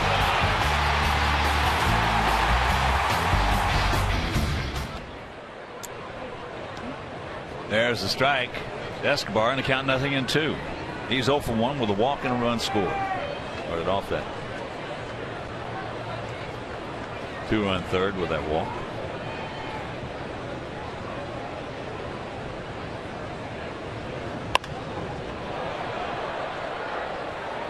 One of the reasons why that move by Nathan was so effective is that he balked. Take a look at the legs. The buckle of the knee. Right there. That is a balk. If you break your knee, you got to come to home plate. They didn't see it. Won them a ball game.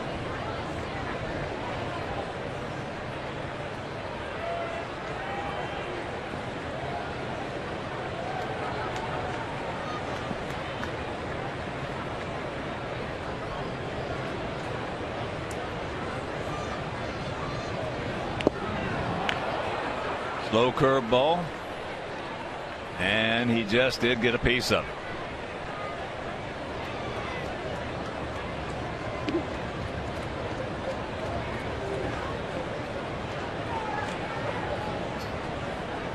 Escobar 31 doubles, 5 triples.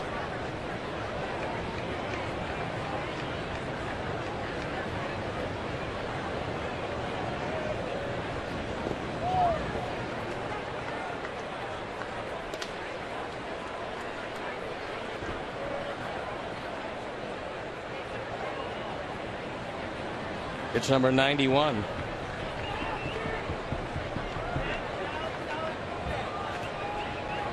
And that's with 1-2-3 inning in the first.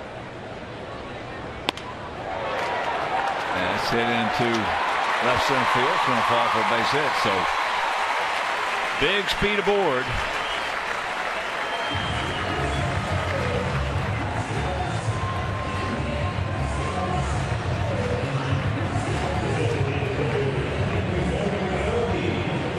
Like Daniel Webb is throwing once again. And there he is. Daniel Webb for the second time.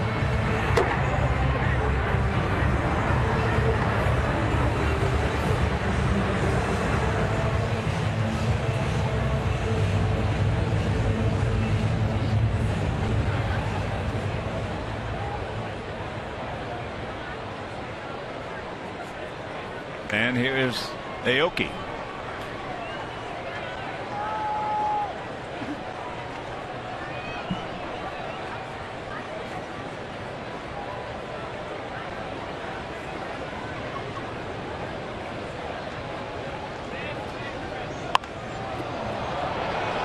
around that one, and that's a high pop up for a souvenir.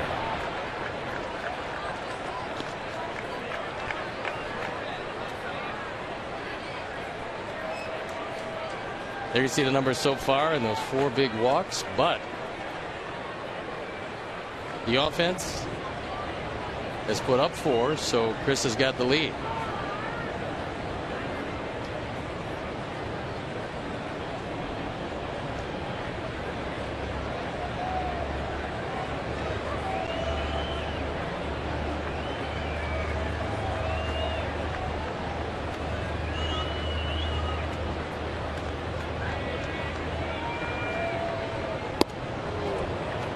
Pitch out, nothing on. Mason Eakes 30 for 34. It's Mark Parent who calls the pitch outs and the slide steps, because you very rarely see 2 pitch outs in a row. I'm not saying that Mark Parent won't double them up, but this is a good pitch to run for Escobar.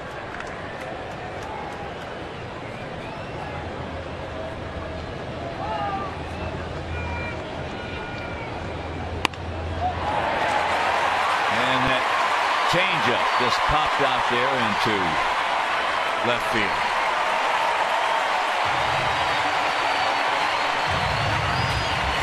This man against us swings a magic gets wand. the softest base hits maybe of anybody I've ever seen.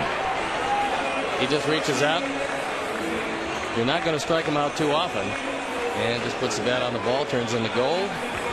The runners at the corners and 2 outs. And here comes Robin. He wants Webb. So Bassett will go 3 2/3.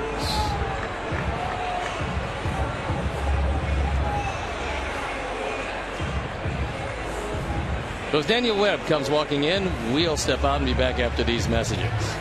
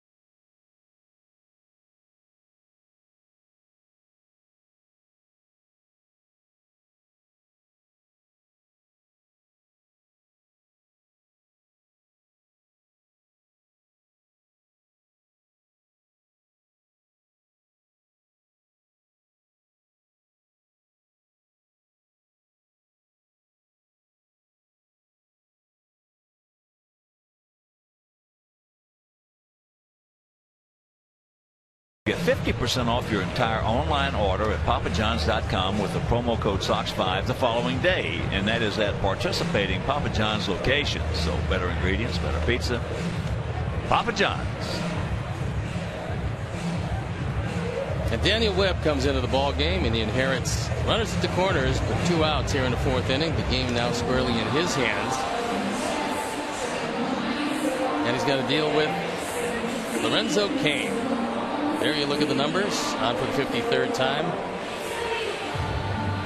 Left-handers have not done a real good job against him, but he has made 12 wild pitches.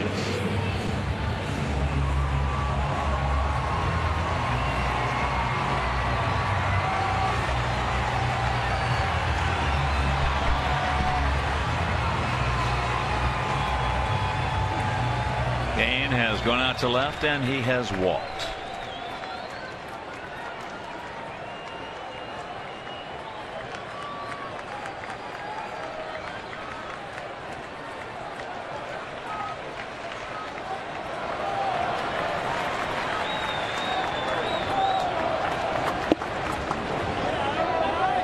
Yes, he did. Minnesota hitting in the bottom of the 7th inning, leading Detroit 2-0.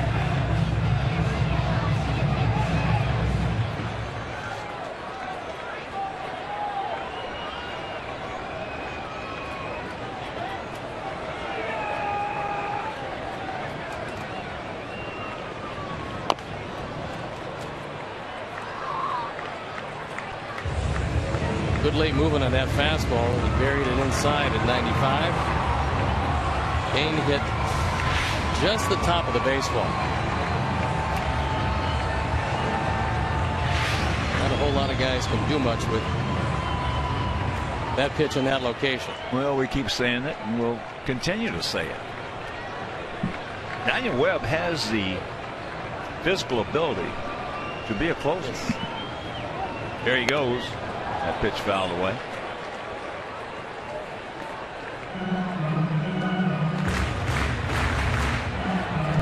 But this is where Don Cooper has his work cut out for him. You get guys with that kind of ability. He and Bobby Thigpen have got to come up with something that will get that click, turning on that light switch. Could very be just innings and experience, and it'll come to him. That could be. There he goes again. That was strike 3, and perhaps Josh Phegley coming up might have cost him a strike. That was a very good pitch. Sure it was. Stolen base for Aoki, but look at where the pitch is on our Honda pitch tracks. Seems like every time in this situation that we don't get that pitch, had him struck out, the guy does some damage. But not this time. And that'll retire the side. So they threaten they can't score. And we're into the 5th, leading 4-3.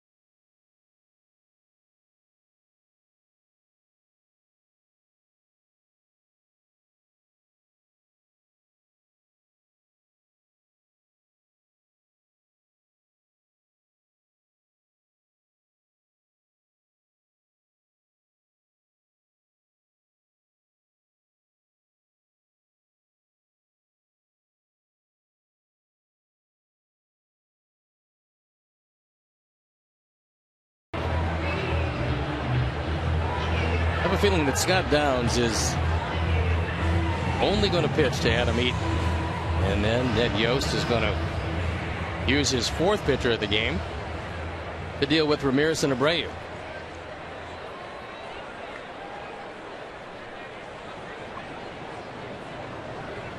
Adam has a double, a triple, and he has scored twice.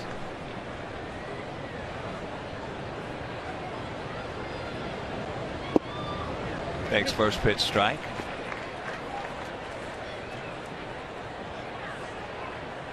It's Casey Coleman loosening up in the bullpen.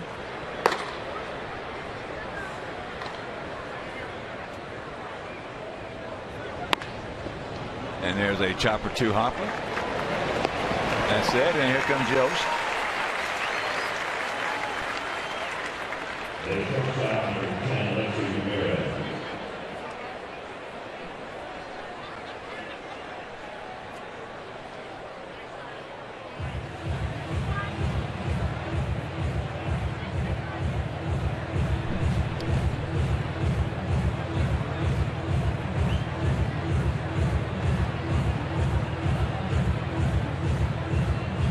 So he's making the call. He's got Downs. Departs, and we'll be back.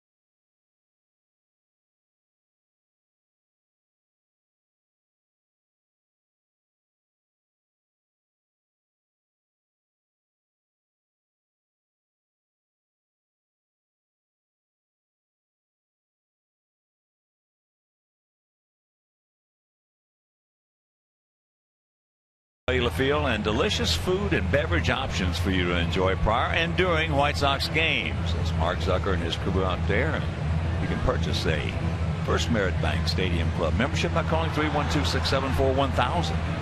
Casey Coleman, one of 2 Colemans that the Royals have. On for the 8th time, the ERA .279. He comes from a family of pitching Colemans. His father, Joe, 15 years in the major leagues. His grandfather, also Joe, 10 years in the major leagues. Third generation, all in the major leagues.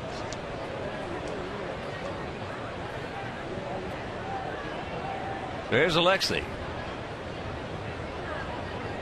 Was his dad's first major league strikeout. Dad had some pretty good years. Bill Coleman had a pretty good sinker. Yeah. Pretty good sinker and a big curveball. He was just a rookie, a kid in Washington.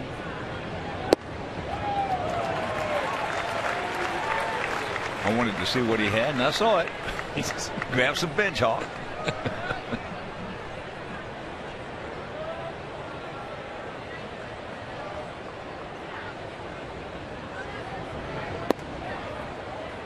The Royals have a left-hander up in their bullpen in case this inning goes to Gillespie. Now for the guys who love changes, there's nothing like September and the expansion of that bullpen. Soft line drive. 2 down.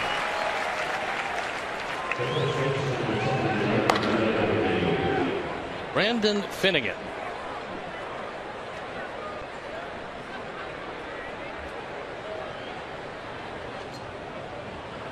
Here's Abreu. He's 0 for 2 with an RBI. He now has 103.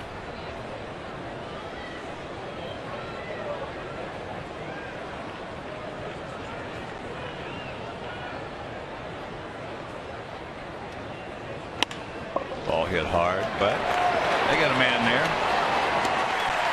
And then we try to say, we're halfway home. We lead it 4-3.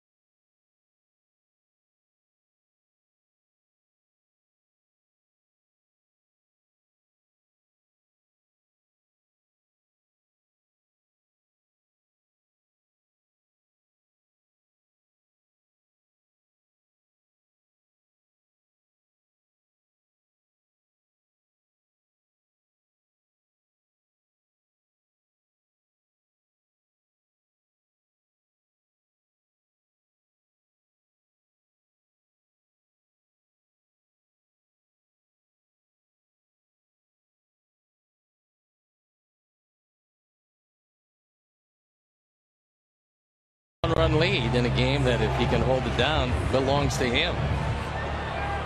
Chris Bassitt failing to go the requisite 5.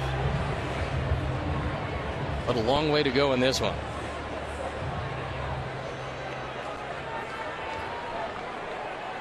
Indeed there is. Gordon, Perez, Hosmer. Alex 1 for 2 with a 2-run single. Now has 70 RBIs.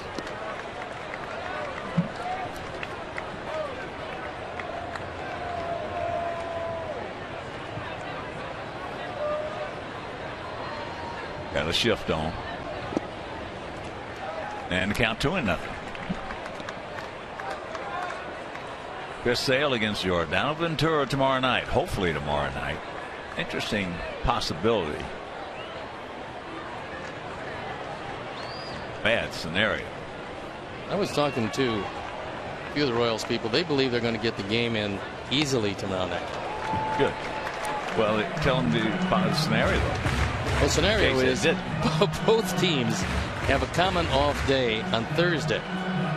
That means, because it's critically important to the Royals, after checking out of the hotel, we would have to check back in and play Thursday at an undetermined time.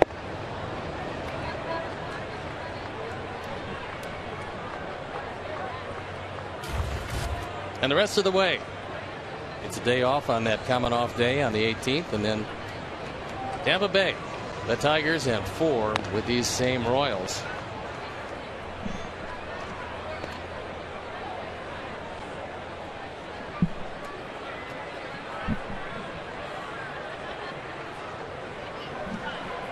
I could be wrong. I just got a feeling those 4 games with Kansas City are going to make the difference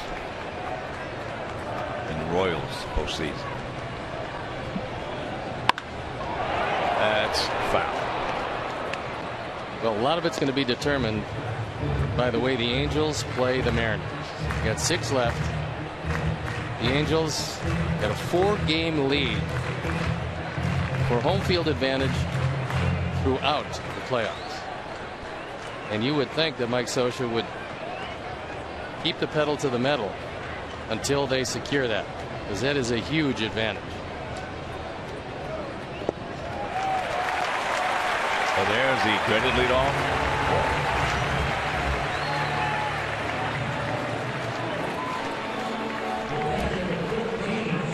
That's the 5th walk of the evening for Sox pitching, 4 by Chris Bassitt.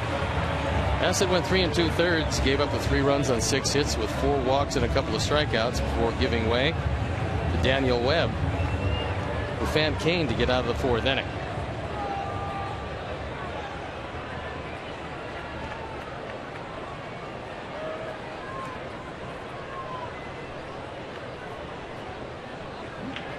Perez has walked and scored. That was in the 2nd, and he fouled out to his counterpart Josh Phegley. Little high neck in.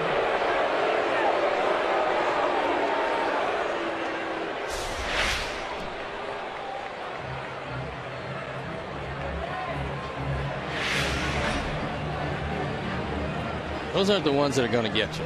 You can get out of the way of those. That was thrown in front of you. Ones that get you are the ones that are thrown an inch behind you.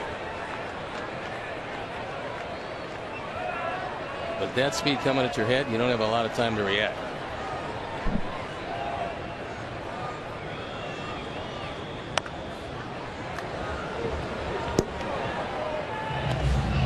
That Tiger Twin game in the bottom of the 8th now. Minnesota still shutting him out 2-0. Nolasco against Porcello. That's probably Nolasco's game of the year. I don't think he's been better because he came in with an ERA above 5.5.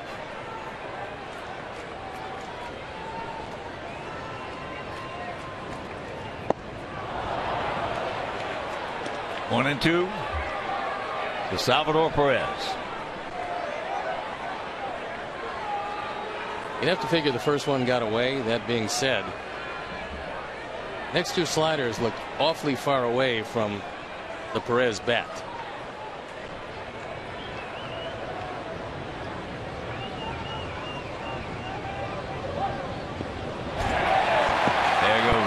That's going to be a stolen base. Would have been a wild pitch, but Gordon was going. He picks up his 12th from 15 attempts.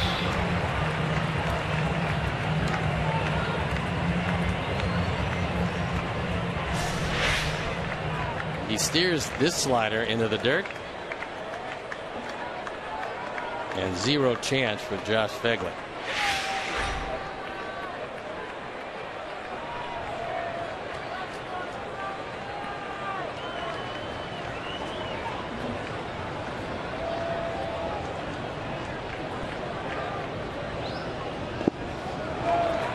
Nice stop that time. Nicely by Phegley.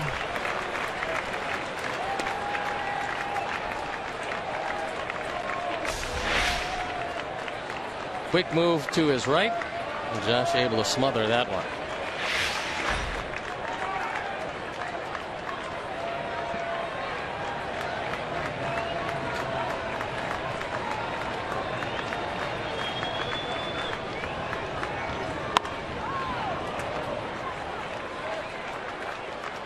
Count hangs.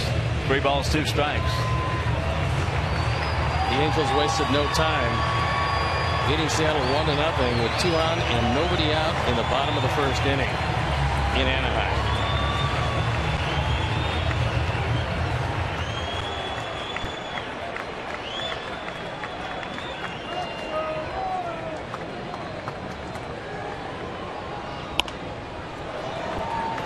Another yank foul.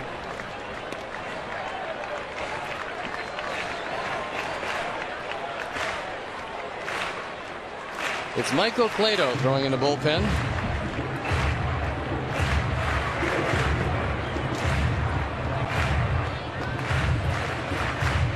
Salvador 6'3", 250 pounds out of Valencia, Venezuela.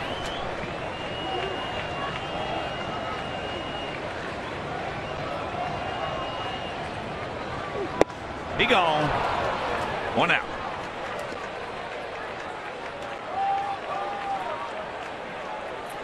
Second strikeout for Webb as he reached back.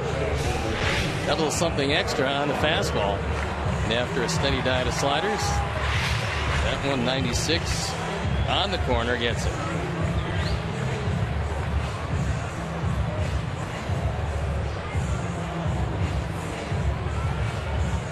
That'll bring up Hosmer.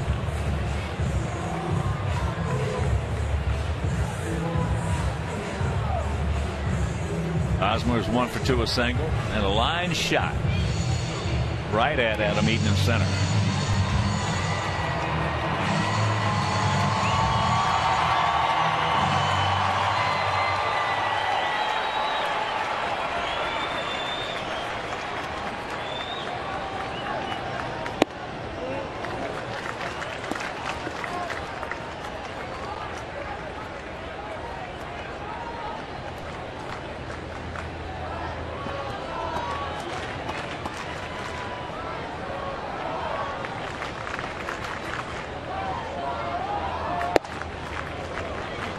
There's a strike to even, the count at 1. Ball, a strike and out for the tying run at second.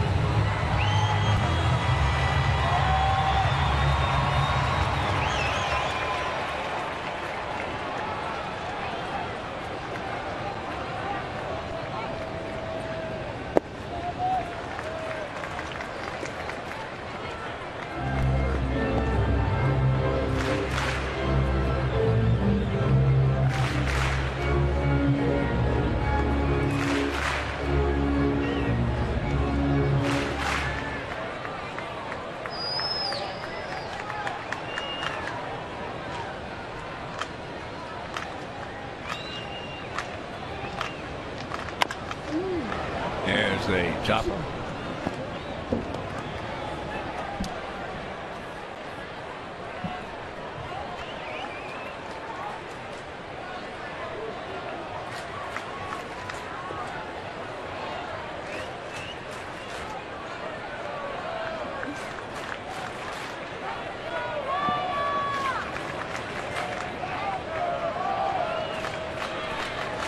Glenn Perkins on the bump, top of the 9th inning at Target Field.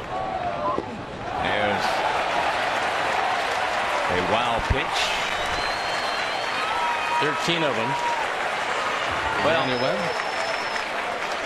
coming in today, we were tied for first place in the major leagues with wild pitches. Well, we're hot. We're going to pull away. As that one bounce off Fegley. That's a tough pitch. Daniel throws awfully hard. His slider breaks late and quick. And in the dirt, even with a good technique, you're going to be fortunate to stop it.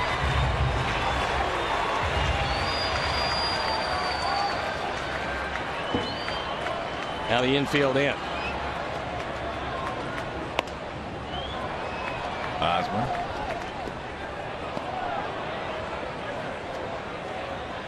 Just trying not to turn the head of the bat over right there, which is really the right technique to get that man in.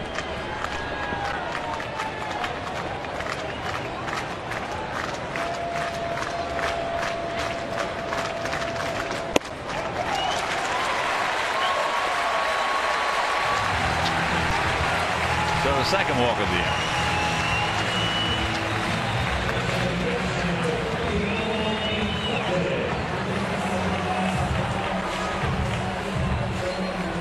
Hosmer runs okay when he gets going because of those long strides. Doesn't have great accelerations, only swiped 4 bags, been caught twice.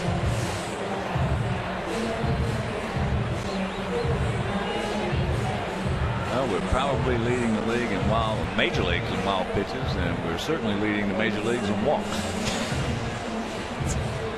Yeah, that's 6 of them tonight.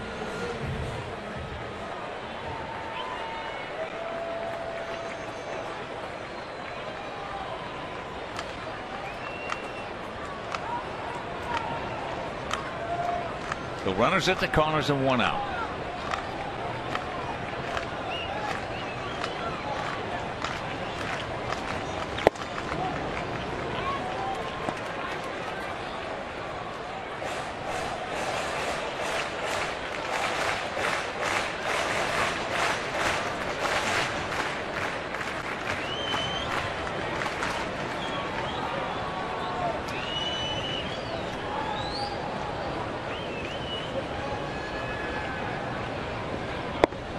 Coming into the day, only 2 teams in the major leagues had issued more than 500 walks. We're number 1, and the Rockies are number 2. We had an 11-walk lead on them. Coming into tonight, we have 6.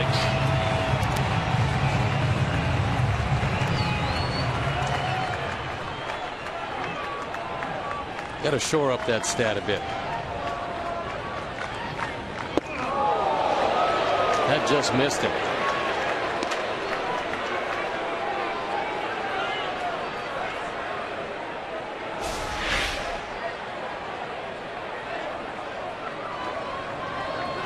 Infante slides out of the way by moving inside and rotating toward the catcher.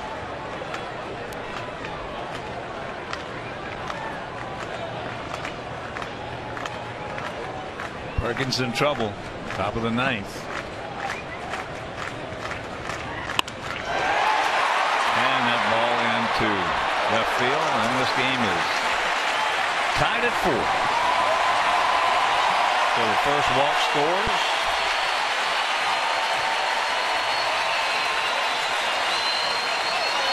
Conte drives home 64 of them this year. That being his 7th sacrifice fly.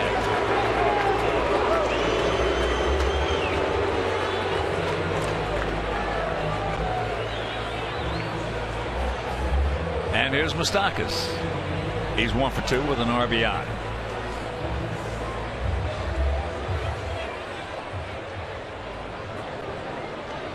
Minnesota with 1 out. Torrey Hunter doubled and Cabrera singled. So first and third, 1 out. And Victor Martinez at the plate. I'm predicting they get him out. And that ball's thrown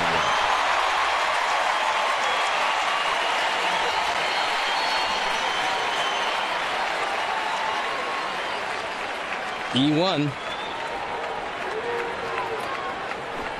Just because your iPad's quicker than mine. I've told just a prediction.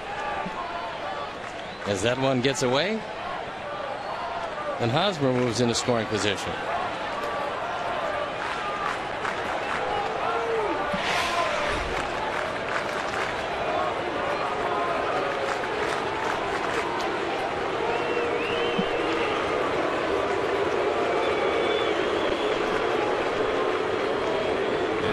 pops it up to second base. There is a strike.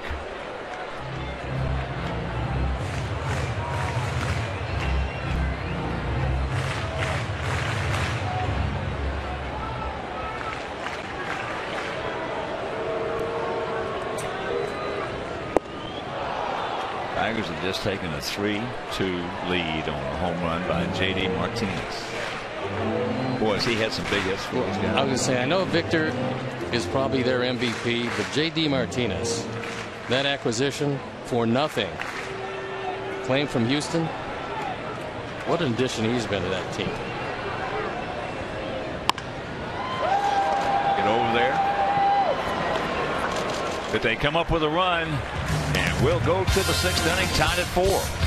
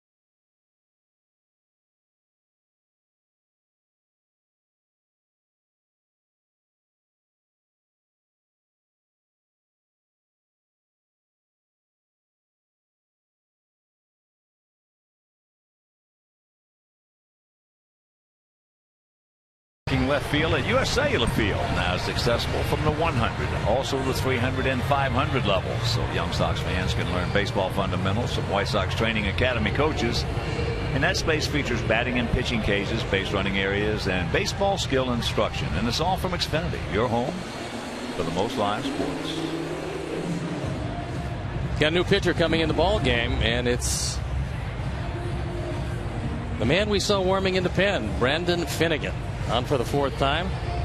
Ned's got 10 pitchers in the bullpen, and odds are overwhelming he's probably going to get to most of them.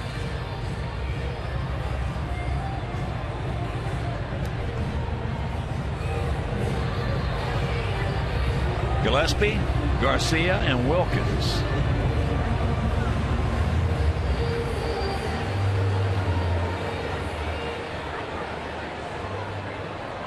J.D. Martinez with that big 3-run homer in Cleveland. Top of the 9th inning. Win that ball game. That was off Cody Allen.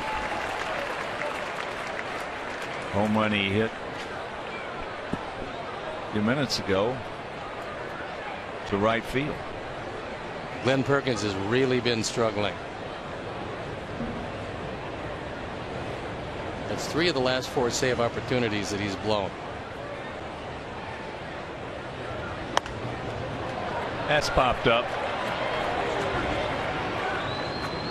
Moustakas 1 out. Gillespie now 0 for 3.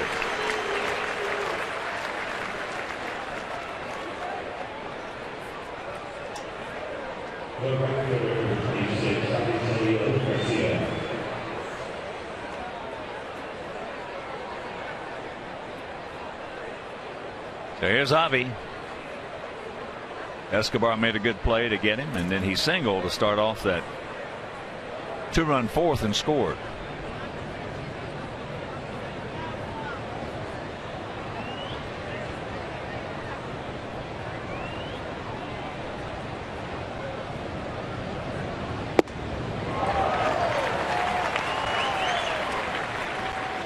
Fastball at 92.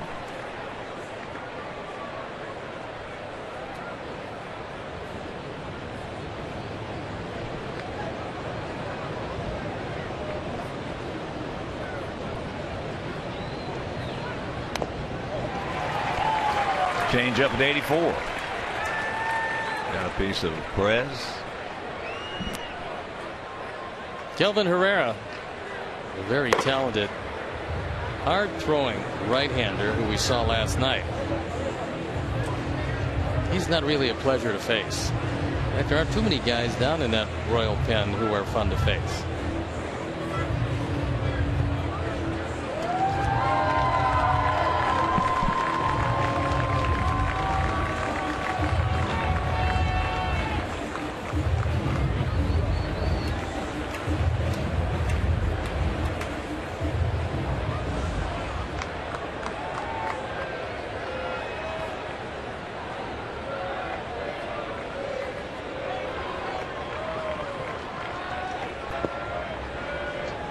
That was supposed to be a fastball away, and Finnegan got it low and in.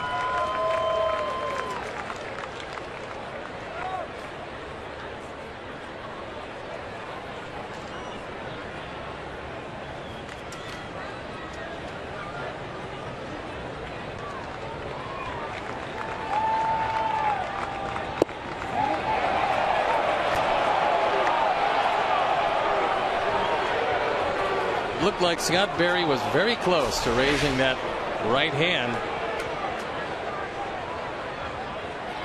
but he didn't.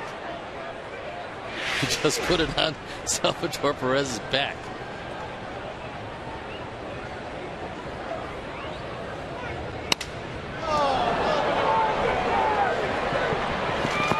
And throw is botched by Finnegan. I think Finnegan was a little slow getting to first base. Left-handers, a lot of them fall off the mound to the third base side. And Hosmer gets it there, but Finnegan cannot coordinate the footwork and locate the bag while securing the baseball.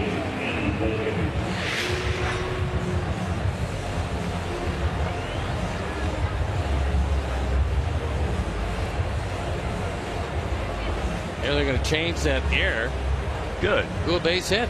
Good. Second for Avi.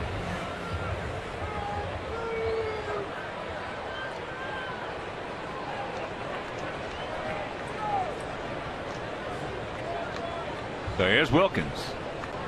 And he has struck out, walked, and scored.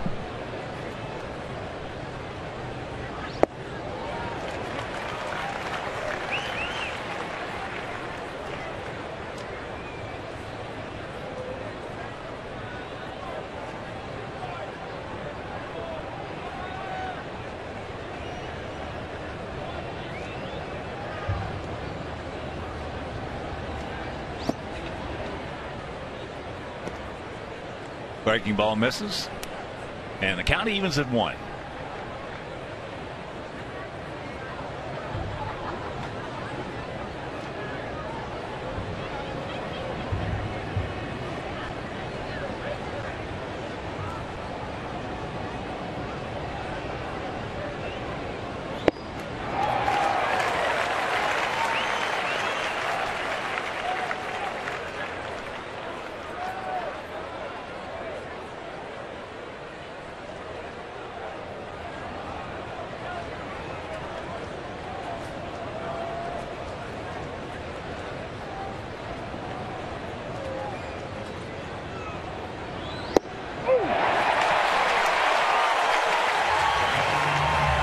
Two down. Time now for our Lowe's Never Stop Improving stat, and it's a couple of Pensmen, and we're going to see most of them tonight. Wade Davis with 31 2/3 consecutive scoreless innings. This year, overwhelming .69. Kelvin Herrera, 30 2/3 consecutive scoreless innings. Odds are we're going to see one or possibly both of them. And here is the aforementioned Herrera. So as he trots in, we'll step out.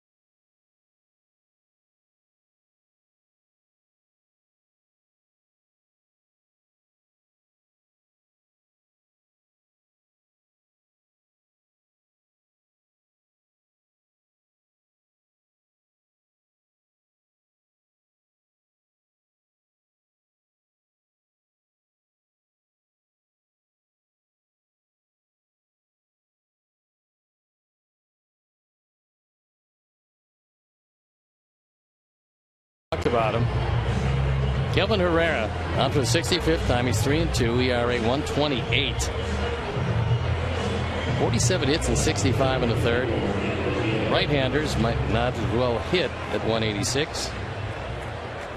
And he is the 5th reliever and 6th pitcher overall for Ned Yost tonight.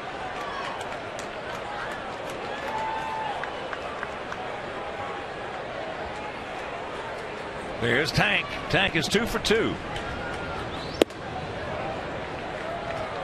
Takes that one at 98 upstairs. Herrera pitched an inning last night, gave up a couple of hits,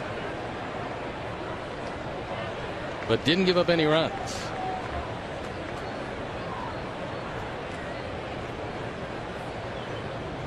Tank has faced Herrera 11 times, has 4 hits.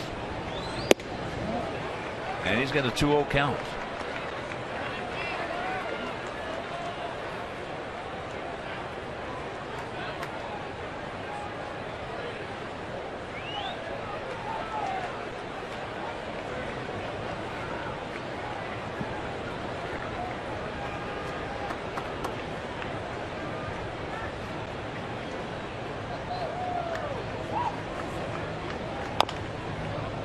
Yanks that one foul.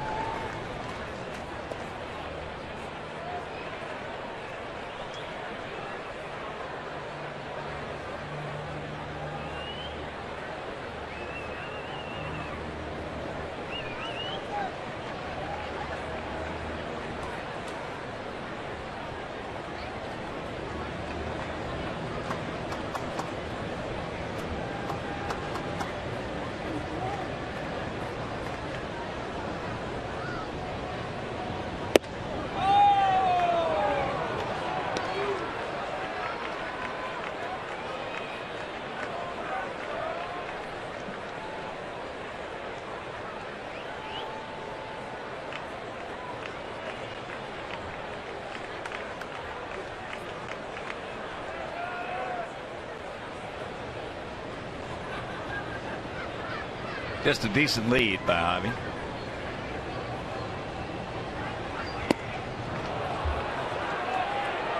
So that's ball 4.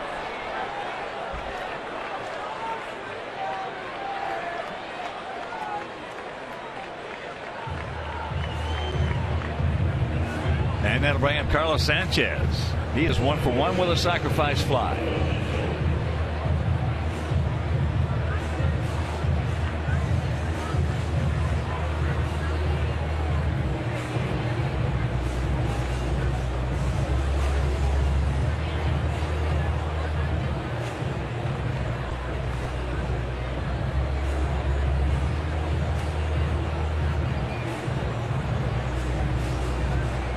Four runs, 8 hits, 1 error for our guys. 4 runs, 6 hits, 1 error for their guys.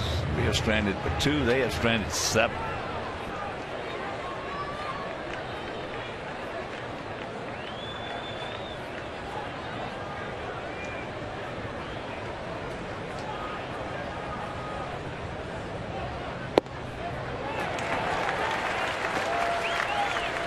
I'm not sure exactly how he got that called strike, but he did.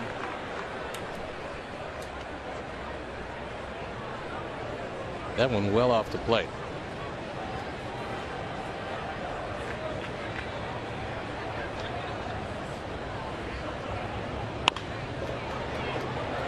And that'll retire the side. So we have a mild threat. Can't do anything with it. We go to the bottom of the 6th, still tied at 4.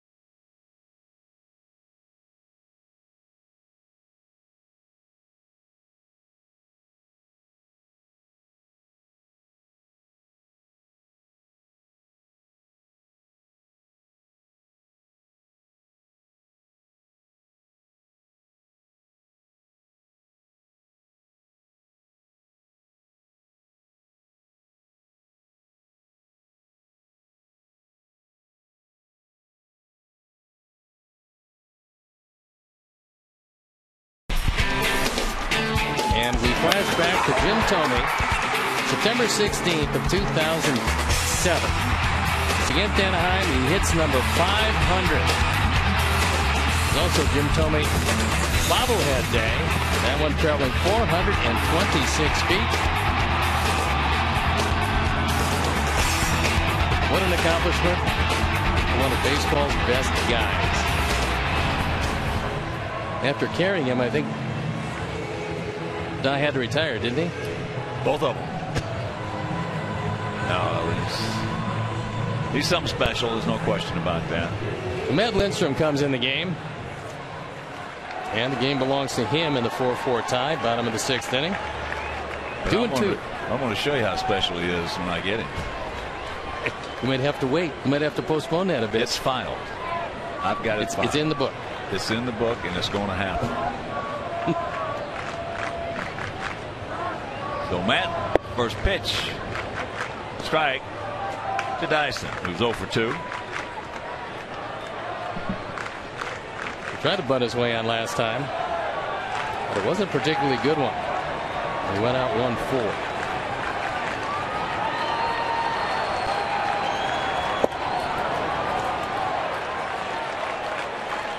Matt Lindstrom, this was a scene that led him to surgery and missing most of this year. It was May 19th. Escobar bunt. He came in. The sheath tore in his ankle, and that was that.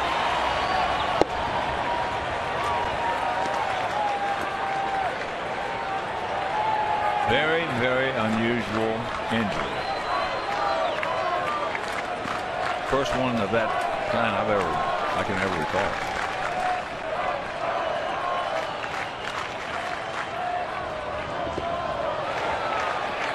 That one just missed hitting him, which wouldn't have been a good thing in a tie game.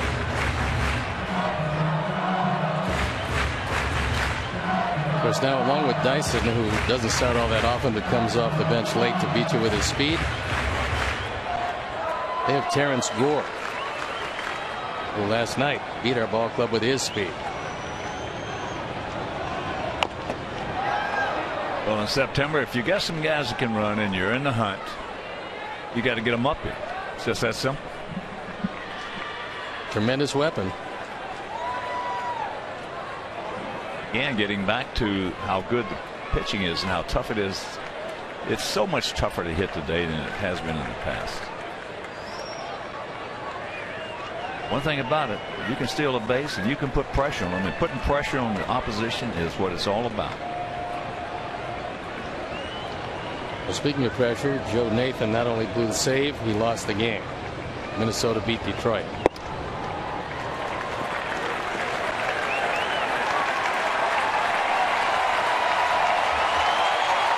That is a final 4-3.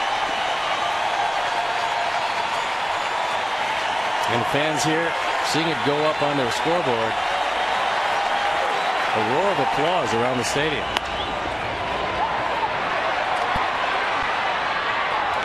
Got him. Good job. Oh, Jose finding the bag. If he went one more step, he wouldn't have been able to get back.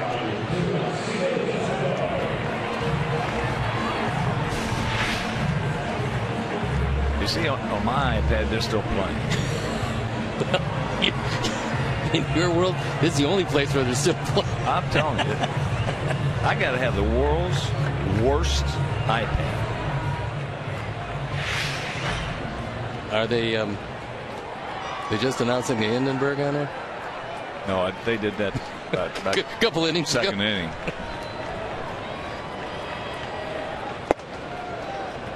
Escobar.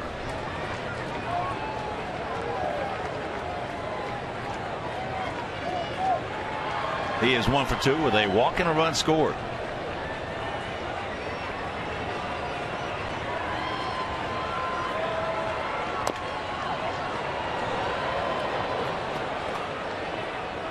That one got a piece of him, and that doesn't feel particularly good.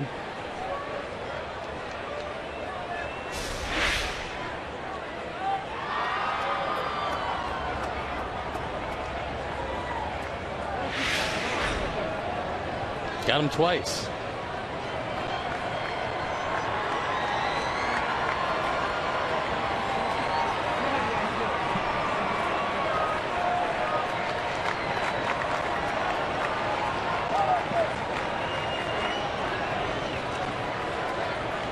1 ball, 1 strike, 1 out here in the bottom of the 6th in this 4-4 tie. There's a line shot. So good speed aboard. As we mentioned, he is 30 for 34.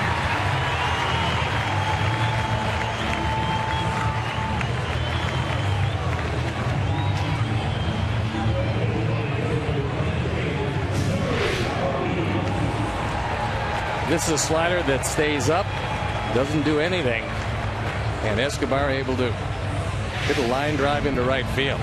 So they're 2 for 2 in stolen bases tonight.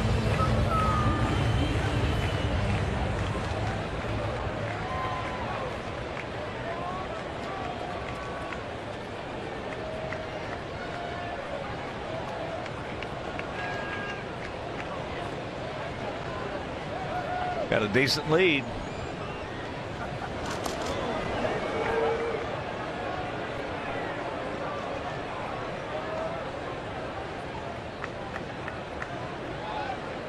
Aaron Hicks beat out an infield single to knock in the winning run.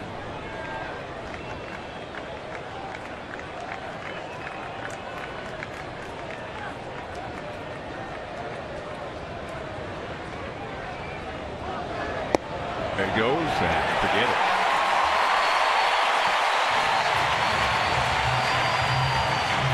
Picked a good pitch. That was a slider down and in.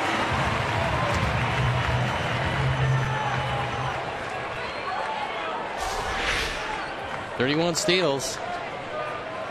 Gets a good jump. And that slider low and in, particularly difficult to come up and throw. That win by that, let me rephrase it, that gift that we gave Kansas City last night might be the thing that just turns them around. You get a gift like that and you're in a pennant race. Huge difference. They'd been 2.5 back with that loss pending against the Indians. It'd have been tough for them. That might be just the thing that would turn a club around.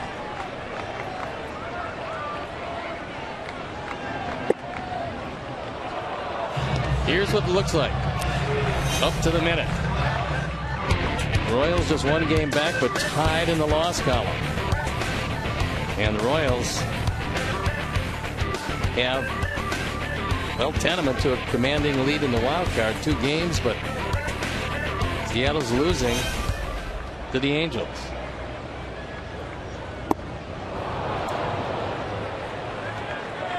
Slider down in Aoki. He is 2 for 3. He's 21 for 43 against us this year.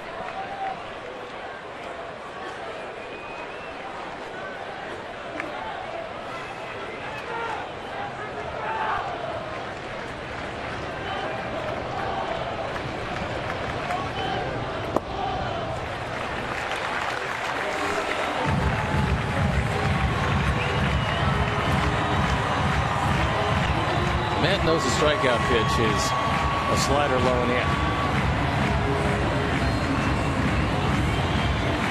But he also knows that that same low and in pitch could put Escobar at third.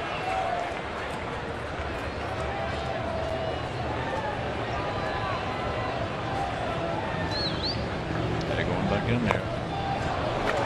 Just did get a piece of it.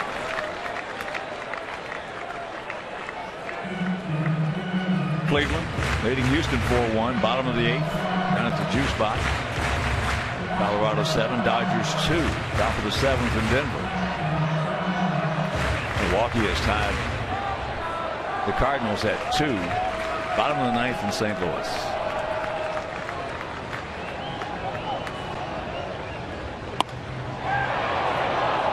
Line shot, but it's foul.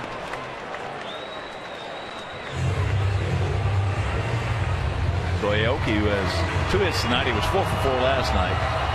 Finally hits one hard, but it's foul. I don't know how he grounded out first time up tonight.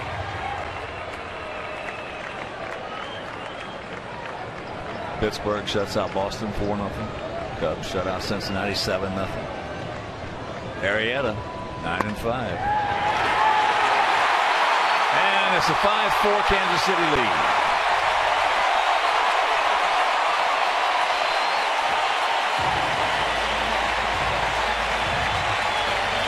RBI 38.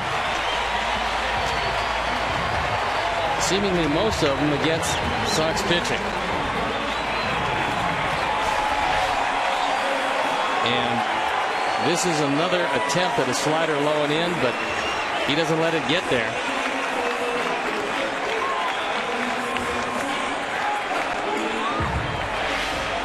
Unbelievable run for Aoki.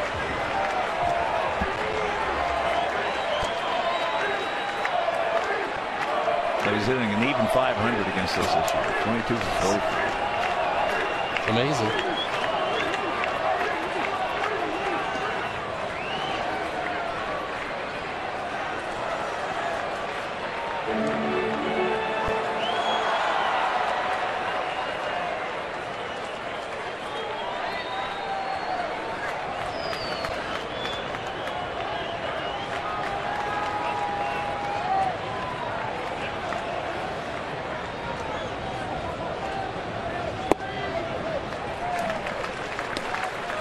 Jets are even at 8 apiece. Arrows are even at 1 apiece, but they have 5 runs. We have 4. Eric Surkamp loosening up.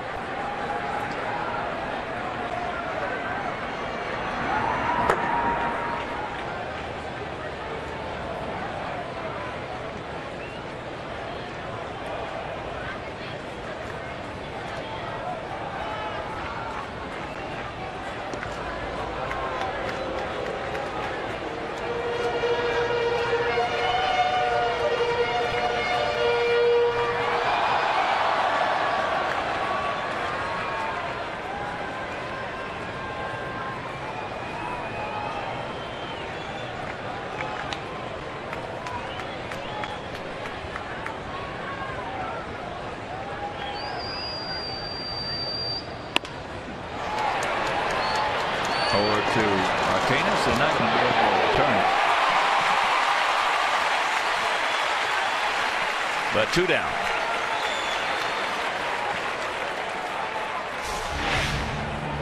Kane's just too quick. Carlos tries to get the throw off as best he can and actually gets off a good throw. They don't miss by much on a slow developing double play, but a good attempt. Ramirez to Sanchez to Abreu. It looks like Kane might have hurt himself at first base. He's limping a touch as Robin comes out. That young man really has a lot of trouble staying healthy. So anyway, Matt Lindstrom will depart. Surkamp will come on. He's got Alex Gordon at the plate, and we'll be back.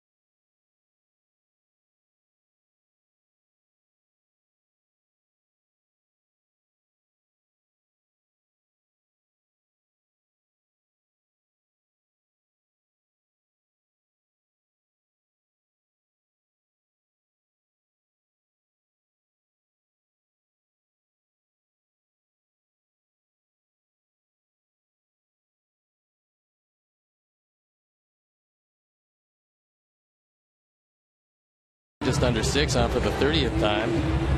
Lady's been throwing the ball pretty well, and he's got to deal with Alex Gordon, who's 1 for 2 tonight. Strikeout, a base hit, drew a walk, stole a base, and scored a run leading off the 5th inning. Last inning, a couple of walks and the stolen base. Sacrifice fly by Infante, and the Royals tied it up without the benefit of a hit.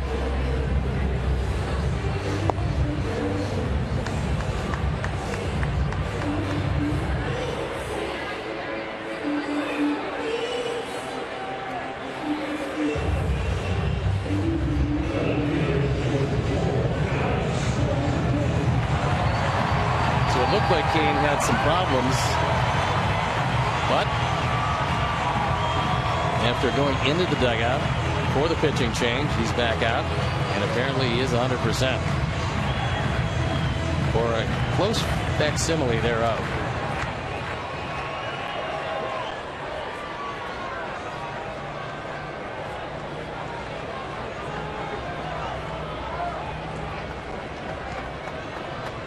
Outfield straight away, and quick throw to first. Gordon drove in run number 70 in the 3rd inning.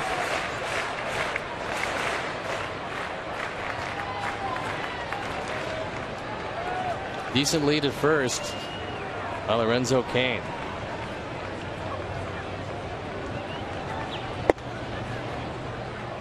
Fastball for a strike.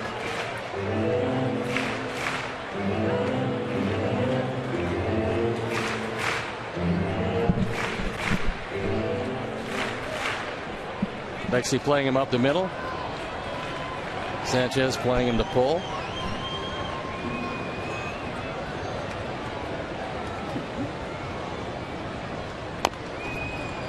One shot foul, so he's in an 0-2 hole. Royals with 1 in the 2nd, 2 in the 3rd, 1 in the 5th, with 1 in the 6th to take the lead. Sox broke on top with 1 in the 1st, 1 in the 3rd, then took the lead with 2 in the 4th, only to fall behind again here in the 6th.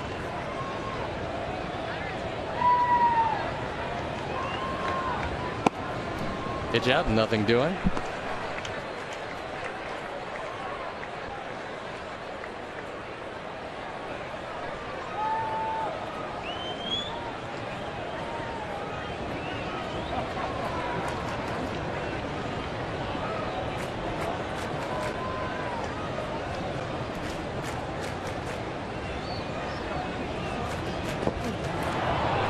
He got him. So sweeping breaking ball, and Gordon goes down on strikes. Fellas, that's 3. Y'all can come in. Everybody's standing there. And now, the inning's over, but not until the Royals take a 5-4 lead.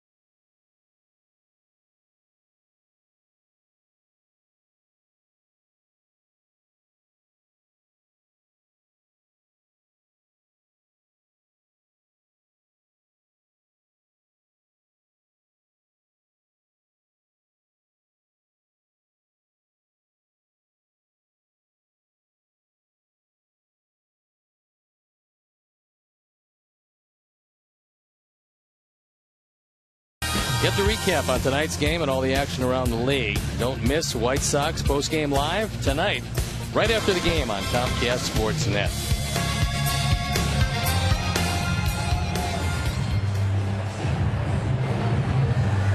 So Herrera, who came into the game in relief of Finnegan, now with the lead stays in the game, and he is a pitcher of record.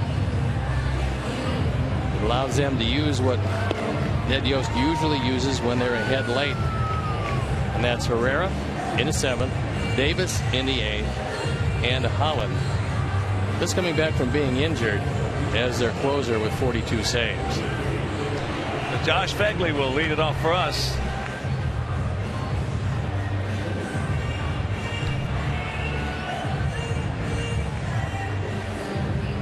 Cleveland still leading Houston 4-1. That's in the bottom of the 8th. Houston has a couple of guys on. A big hurt, big loss for the Tigers. 3-run homer by J.D. Martinez at the top of the ninth, take a 3-2 lead, and then 2 runs by the Twinkies. In the bottom of the ninth.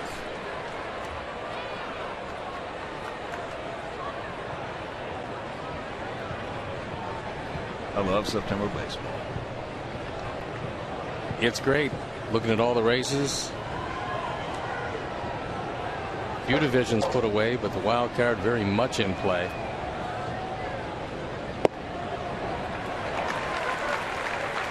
Oh, and 2 the count to Josh. Josh 0 for 1 with a sacrifice fly.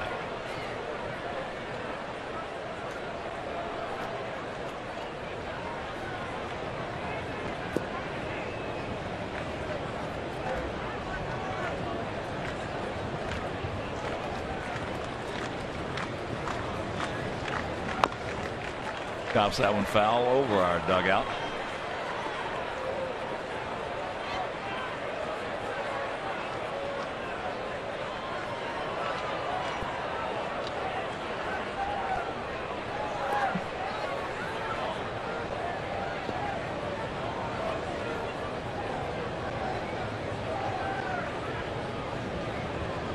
And once again the 0-2. There's a solid single to left field. Attaboy, Josh. Picking up his first hit is being called up. More importantly, we have the leadoff man aboard. He made the same mistake last night to Tyler Flowers. He threw fastballs by him and then tried a slider. In this case, looked like a straight change, but it was an off-speed pitch, 10 miles an hour difference. And Josh drilled it into left field, representing the tying run.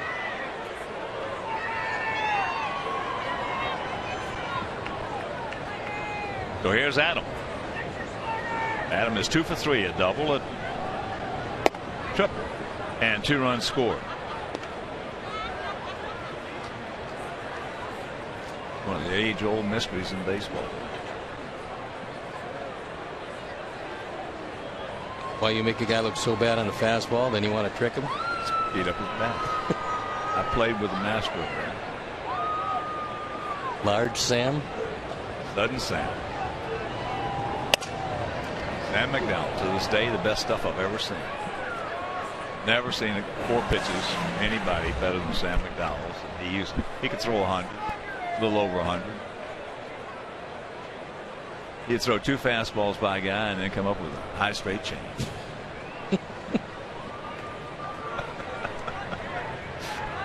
I'm telling you, it's amazing.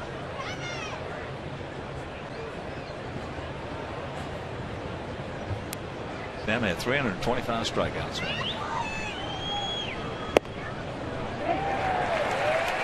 That's a hard one to take and have a called strike. Because This has not been one of Scott Berry's better games tonight. Take a look where this one shows up.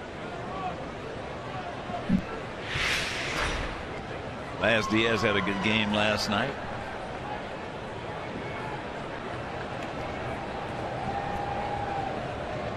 And Scott's just having an off night. Better umpire than that.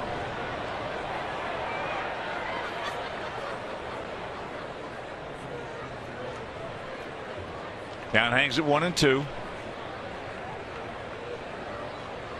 Wade Davis continues to throw in the bullpen.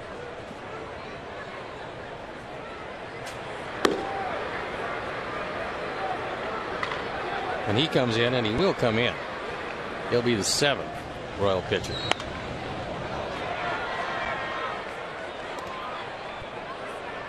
And another souvenir.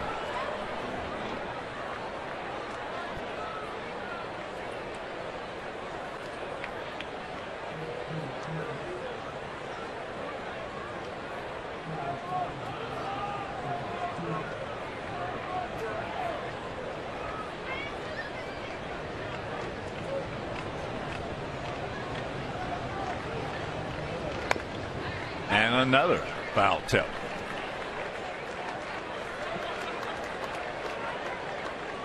$28,904.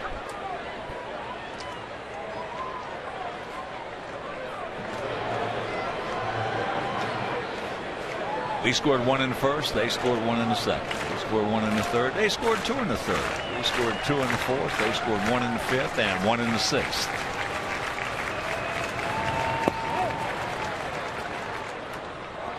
Two and two.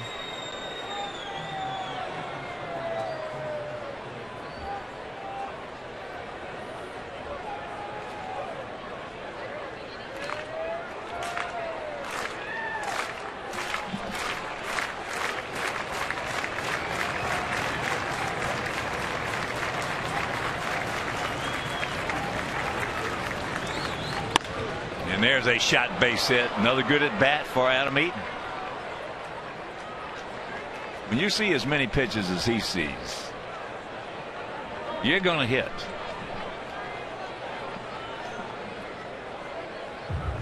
Here comes Dave Island.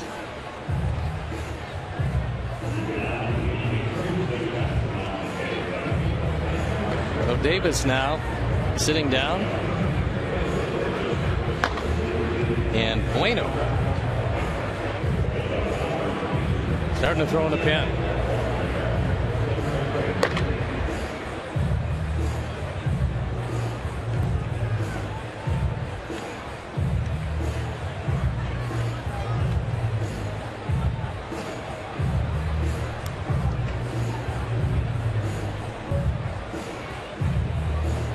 Meeting of the minds at the mound. It is over. And here comes Alexei. Alexei's 1 for 2 with a sacrifice fly. We've had 3 sacrifice flies tonight, 2 in 1 inning back in the 4th.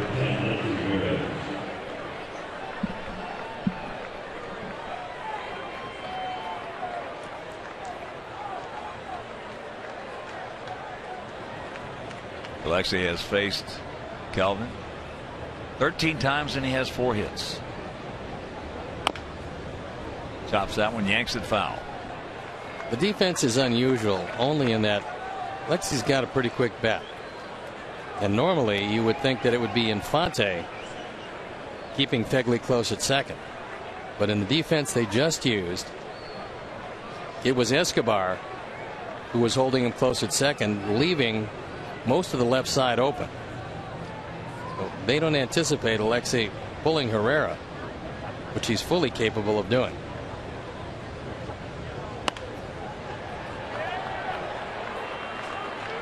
That was 100 miles an hour.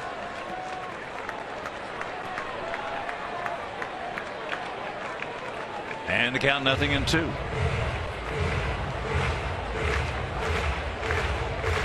Herrera, as hard as he throws, only 1 wild pitch this year.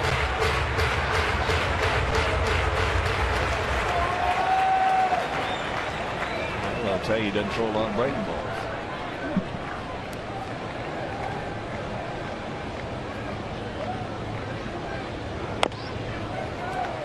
And that one at 99.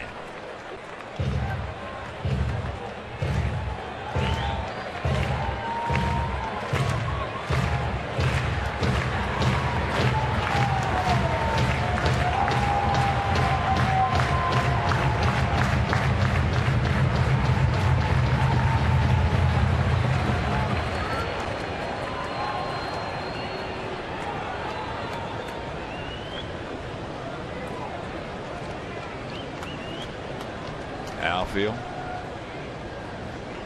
Just about straight up. Boy, he just saws them off right there.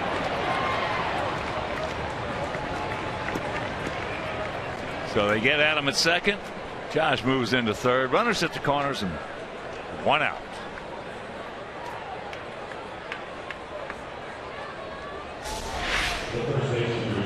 Fortunately, he makes contact, although he's left with just the handle, and then they can't get him at first base. So runners at the corners, tying run 90 feet away.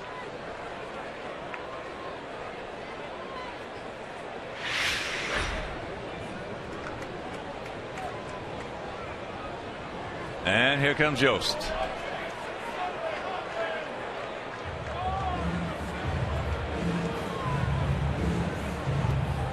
I think he wants at least a two-pitch pitcher, Joe Abreu, and that's exactly what he wants. He wants a man who get a slider over. And Wade Davis is that guy. So Herrera departs, and we'll be back.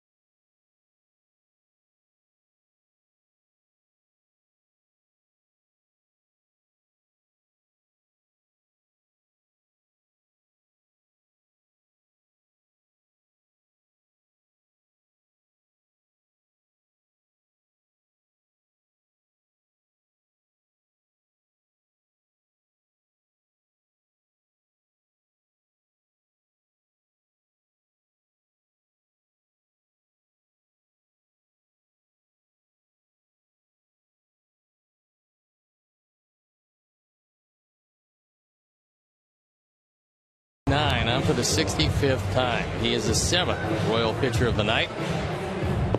96 strikeouts and 65 and a third. Right-handers 0.92 against him this year. There's not many times when you go out there intentionally looking for a strikeout, but for Davis this would be one of them. Herrera has a scoreless streak on the line.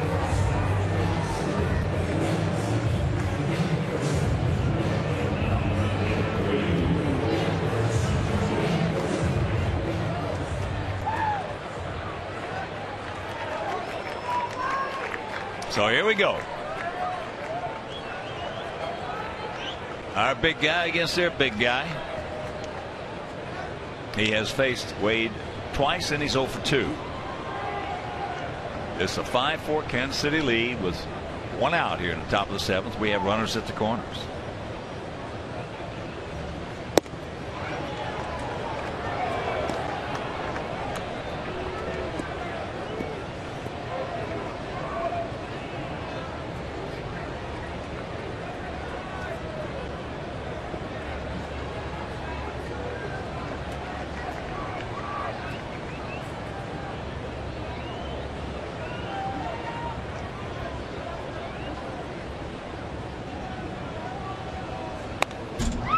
Looking for it, got it.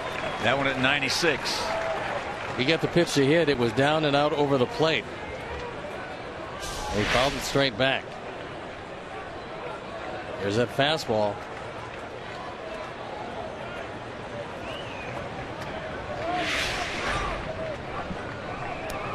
Davis has not given up a home run this year. Jarrett Dyson is very shallow in center field for a guy that has a lot of power.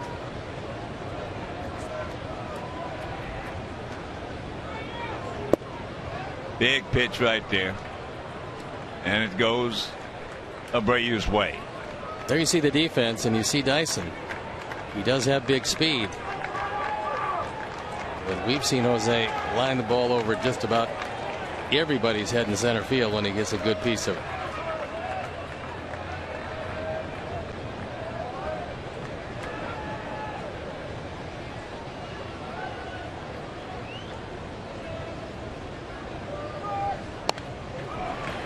That one at 97. And the count evens at 2. And we might see the pitch. The reason that he was brought in this game right here.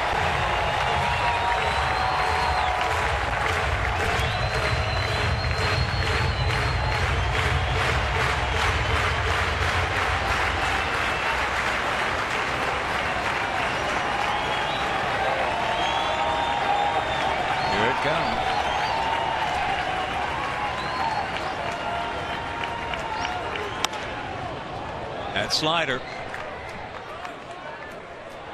Hard to believe that he was able to get out there and foul one off. It's hard to believe, really, a lot of the things that he's done this year. That ball's 6 inches off the outside corner at 95. And that wasn't a getting me over slider. That was a digger, a biter.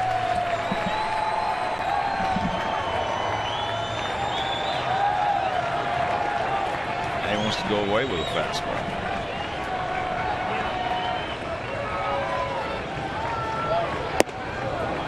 He misses and the count goes full. That one at 97.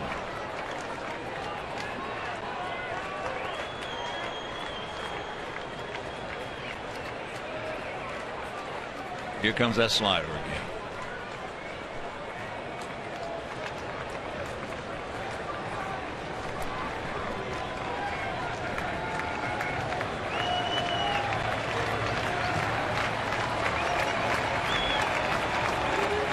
Oh, he's going back to the fastball. I would say David shook to the outside fastball. Yeah.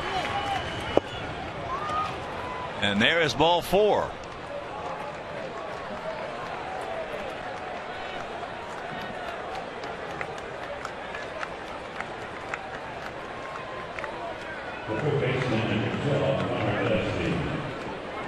So that will load him up for Gillespie, who's due. He's 0 for 3. Hit into a double play, struck out, and he popped up to third. O'Connor has faced Davis 6 times, has a couple of hits.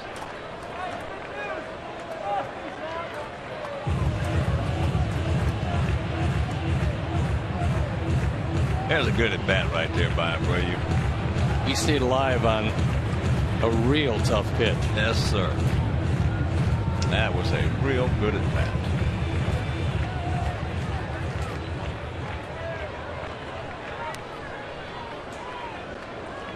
Sox packed with Sox, 1 out.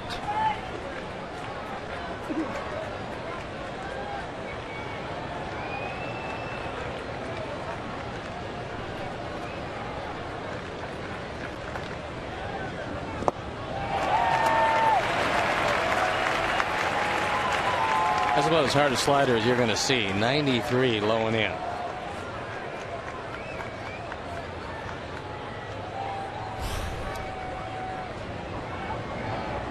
Good speed at second. That's a go-ahead run. Adequate speed on the corners.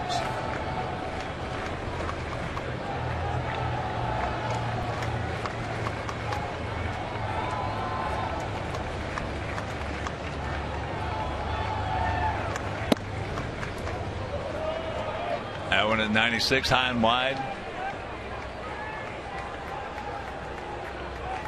And another big pitch here, the 1-1. Vast majority of pitchers will tell you, and players, most important pitch in baseball is first pitch strike. But there are a few that will say the 1-1 pitch is the best, the most important pitch in baseball. Namely, Greg Maddux. Now he's in a hole 1 and 2.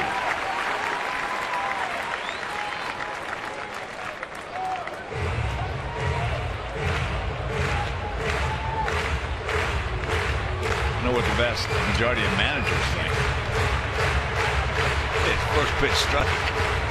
Well, that's the only problem with putting the most important pitch at 1-1 because you can't get to 0-2. But if you throw the first pitch strike, you can get to 0-2, which is the worst count any hitter could have. So I'll go with the first pitch with all due respect to the Hall of Famer. Me too. As a hitter.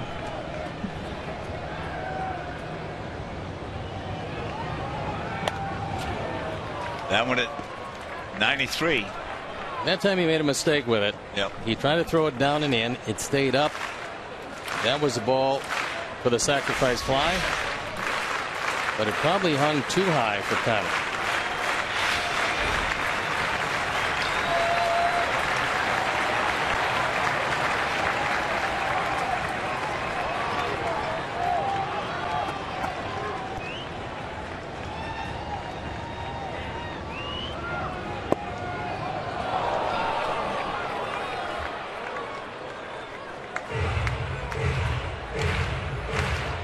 Two balls, two strikes. Yeah, as a hitter, I'd much rather have a 1-1 count than an 0-1 count. No.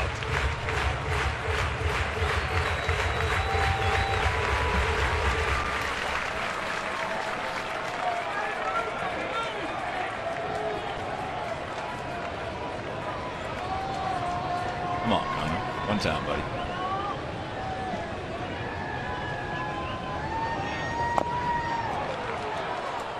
Able to fight that one off. And if you're just tuning in, Minnesota was leading Detroit 2-0 going to the top of the ninth inning. Target field. Torrey Hunter with a double, Cabrera with a single, and then J.D. Martinez with a 3-run homer put them on top.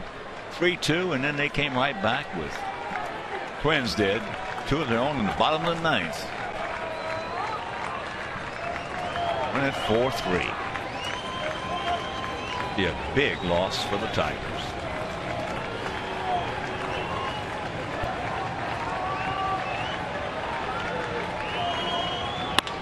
And there's a base hit. That's in the gap. That's all the way to the fence. And that's going to clear the bases.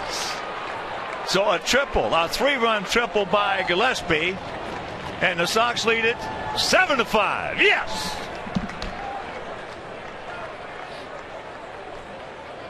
.57 driven in. And that time, instead of down and in, he tried a fastball. He wanted to throw it low and away. It's actually a pretty good pitch. But after he swung through all those fastballs low and in, decided to go with the heat. And it cost them the lead. Don't stop now, boys. Infield in. Here's Hobby.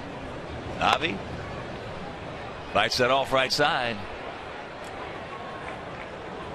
Hobby is 2 for 3 with a run scored in this game.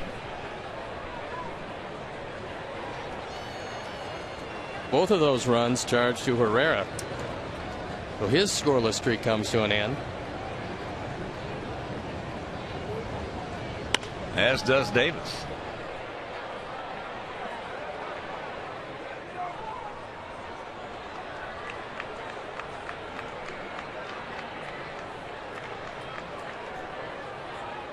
Both of their streaks started on June 27th. Neither has given up a run since June 27th. They both ended this evening.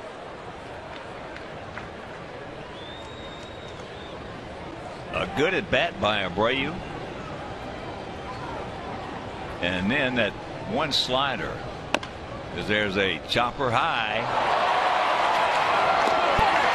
And he gets him, just got it in the tip of the glove. So 2 down.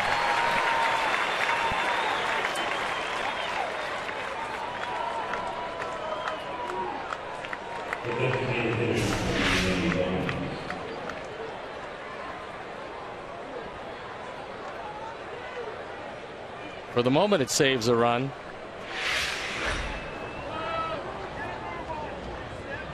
That one slider that Gillespie fouled over by their dugout. That was the wipeout pitch that he was able to fight off. That's it.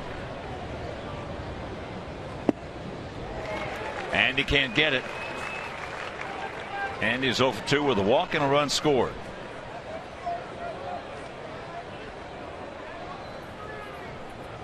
Got to make him get it down.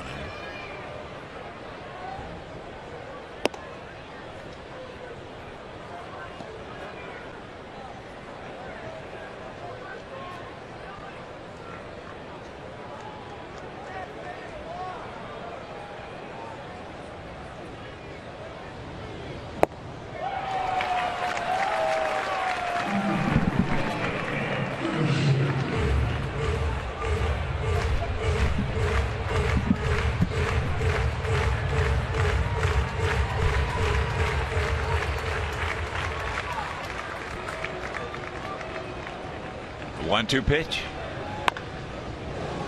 Yanks it foul. 7-11-1 for us, 5-8-1 for them. They're in the top of the 7th inning.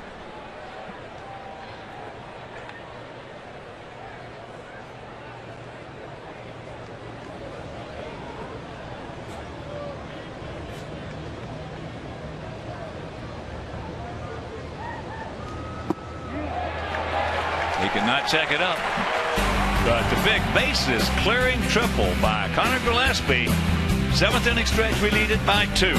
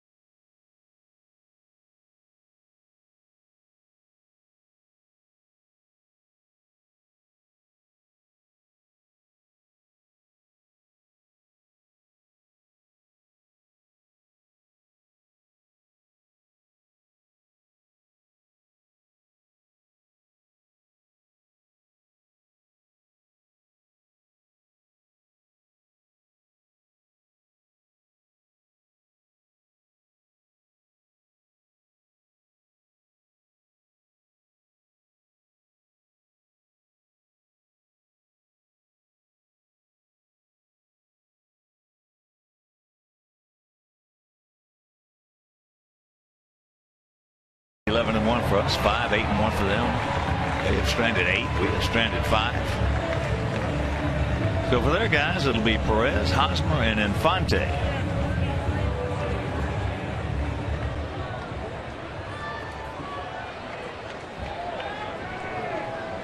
Salvador has walked, scored, fouled out to a catcher, and struck out. Takes first pitch strike.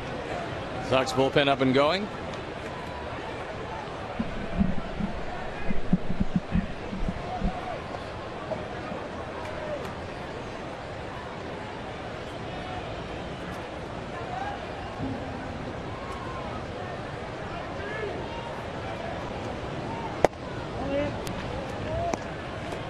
Close pitch, didn't get it.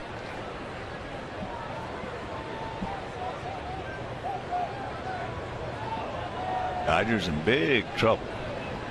Out in Denver, trailing the Rockies 10-2.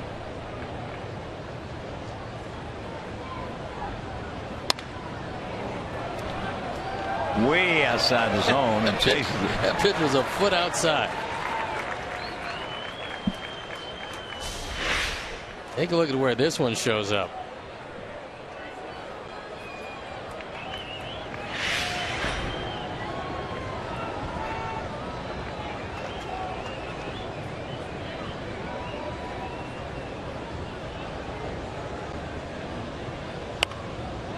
Hit him on the fist. When you have 538 at bats and 21 walks, you swing at pitches like that.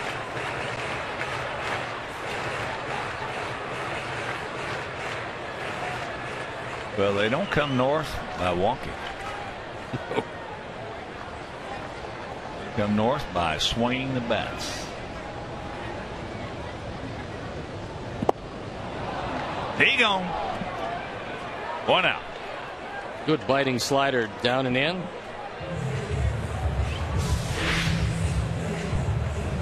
And when Perez did walk tonight, he scored a run. But this time he expands that zone. Nice stop by Josh Beckley. And it's one out. And here's Hosmer, a single, a line out to center, and a walk.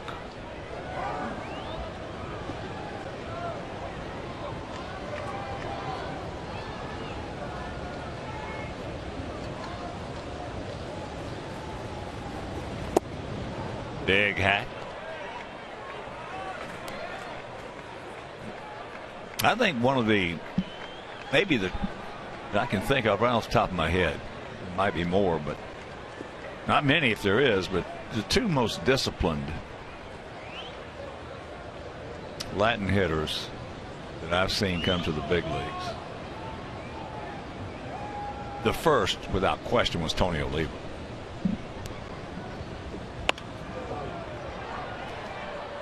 He had tremendous discipline and knowledge of the strike zone when he got here as a kid. And I'll tell you, Abreu's right up in there.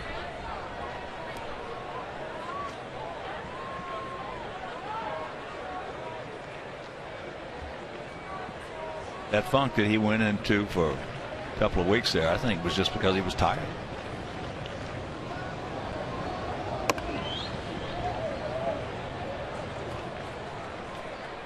That was part of it. And also, I think what was part of it was the fact that not many of the guys were getting it done, and Jose probably felt that he was the guy to get it done, started expanding his zone.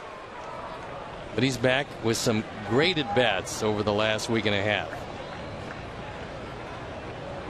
many of which turned out to be walks, not base hits.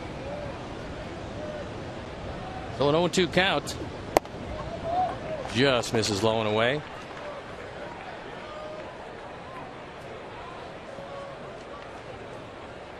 Hosmer was thrown out at the plate tonight. The Royals got one in the second. Hosmer gunned down by Garcia. They could have done some more damage in that inning, but for a great throw. That one right by Rusty Kuntz. And ball guy has some problems with it.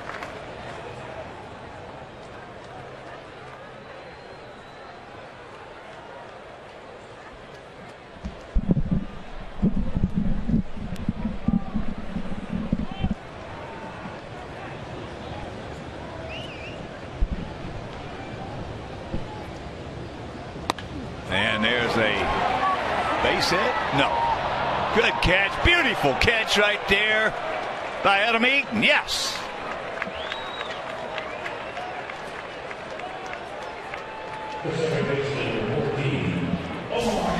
What a game for Adam Eaton. A home run shy of the cycle. And a great defensive effort. Taking a base hit away from Hosmer.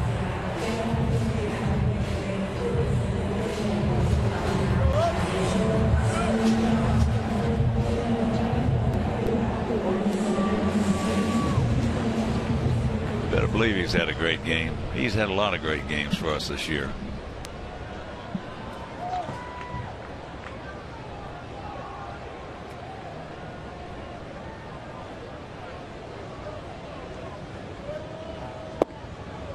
Infante can't get it.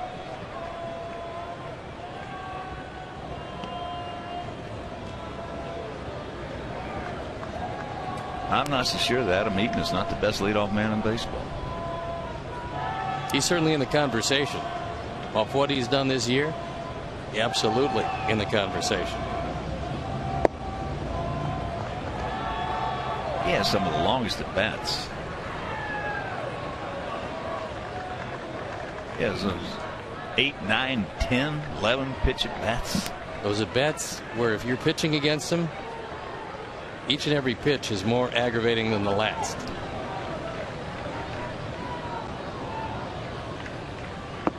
Adams in the top 75 hitters in baseball with pitches seen. Who do you think is number one? It's hard to believe because he's got so much power. That's right. But it's that guy who's going to be the MVP this year. That's right. And you wouldn't think that. He's so young and so powerful. You would think that he'd be swinging early in the count. Not so.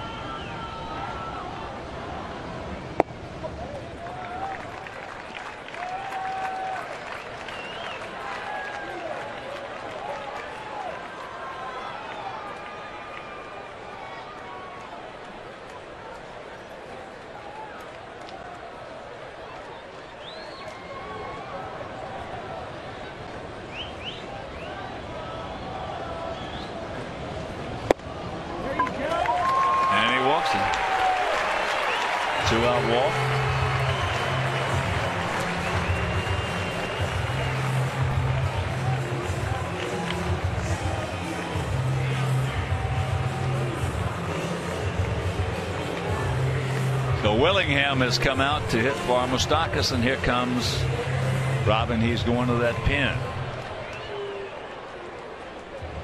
Moustakas was 1 for 3 with an RBI. All right, so a nice job by Surkamp as Belisario will be coming on, and we'll be coming back.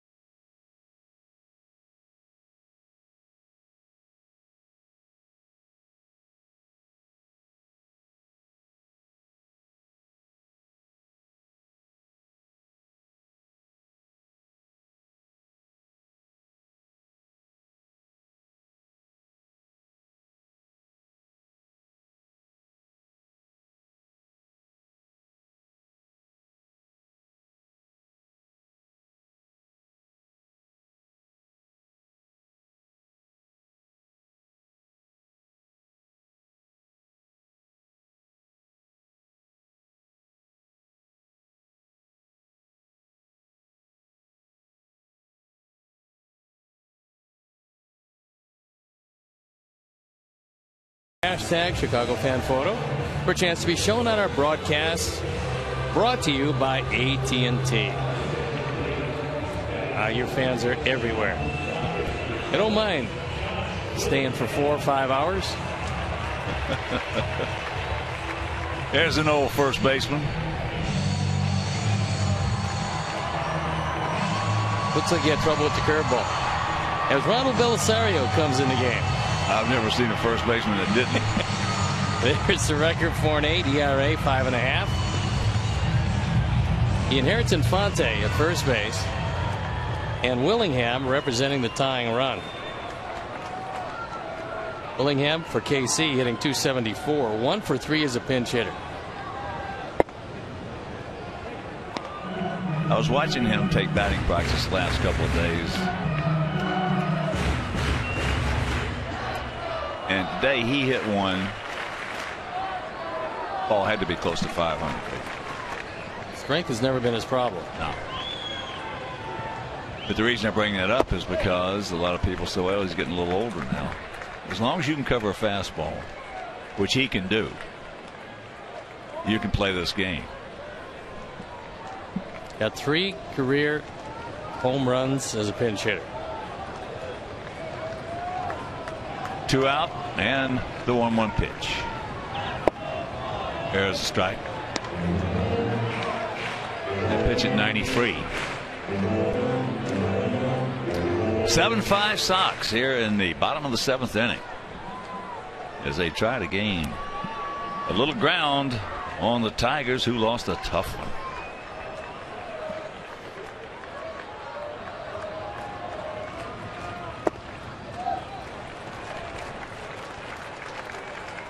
Tough one indeed. Outfield straight away and very deep. Infield, playing Willingham as just what he is, a dead pull hitter.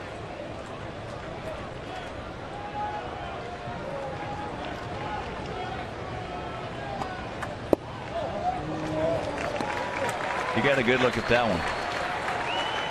He looks like he's all over him. So we'll see. 3-2. This one just barely missed, low and away. Jared Dyson in the on deck circle. There he goes. He gone. Right at the bottom of the zone. And that'll retire the side. We're into the 8th, leading by 2.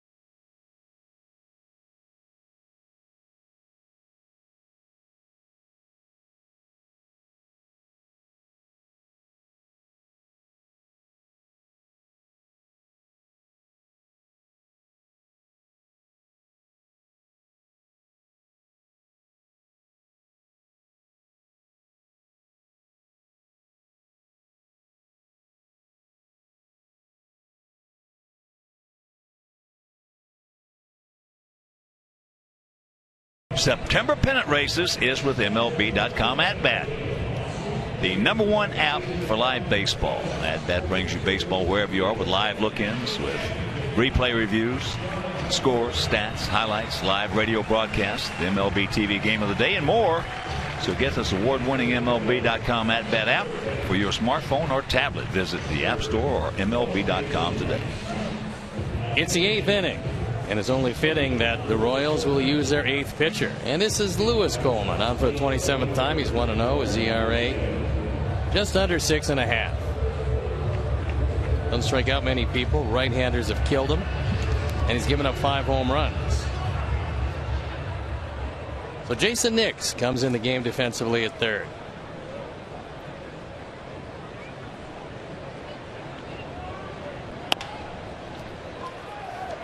Bank. 1 out. We got the finale of this series tomorrow night.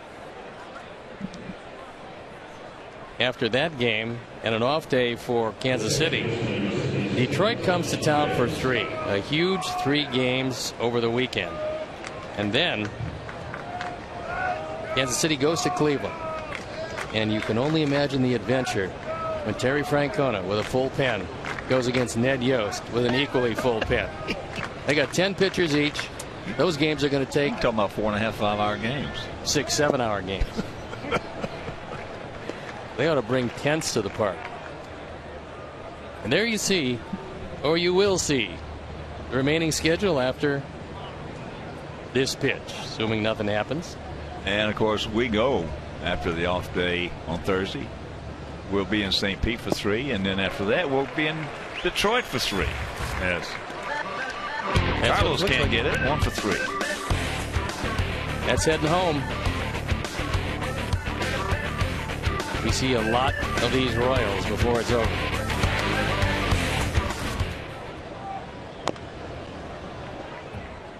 That one's chop foul.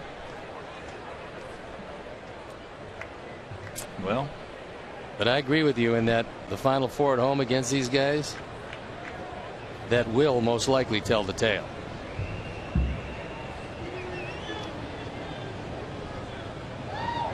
That ball hit hard, but they got a man there. Runs it down. Carlos swinging the bat well. Had that sacrifice fly back in the 4th. Hard single in the 2nd.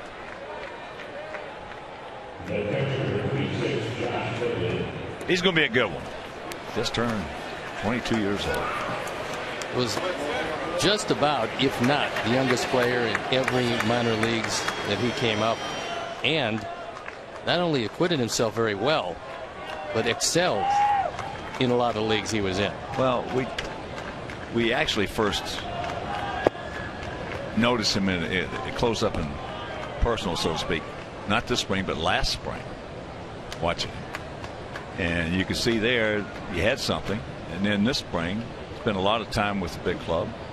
You could see he had something. As Josh can't get the breaking ball, he's 1 for 2 with a sacrifice fly. Picked up his first hit tonight and his first RBI.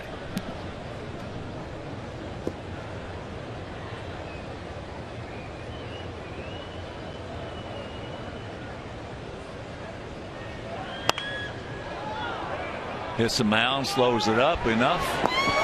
So that's a hang whooping for him. Meanwhile, a 1-2-3 inning for Lewis Coleman, and we'll go to the bottom of the 8th, leading 7-5.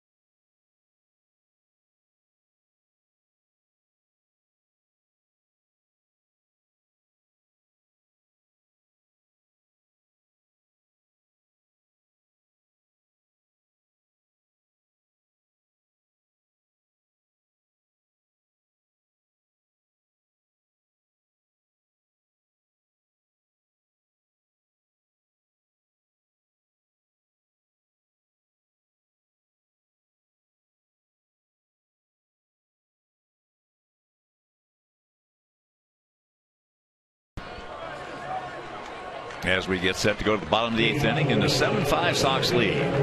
Sox with 3 runs in the top of the 7th. A bases clearing triple of Wade Davis by Connor Gillespie. Connor now with 5 triples, 31 doubles, and he has picked up his 55th, 6th, and 7th RBI. So Jordan Danks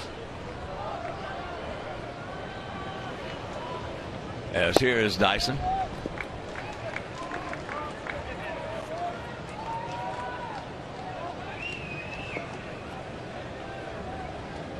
He's yet to have the ball out of the infield. See if that continues.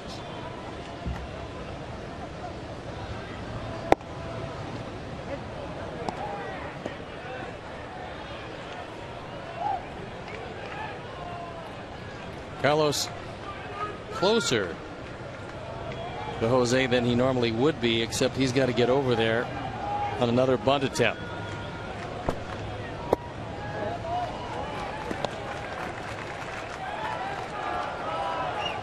Two and one to count.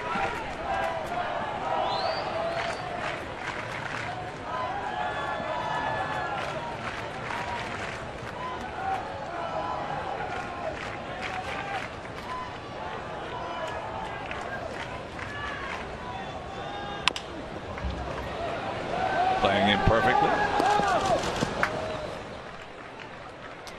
So one out.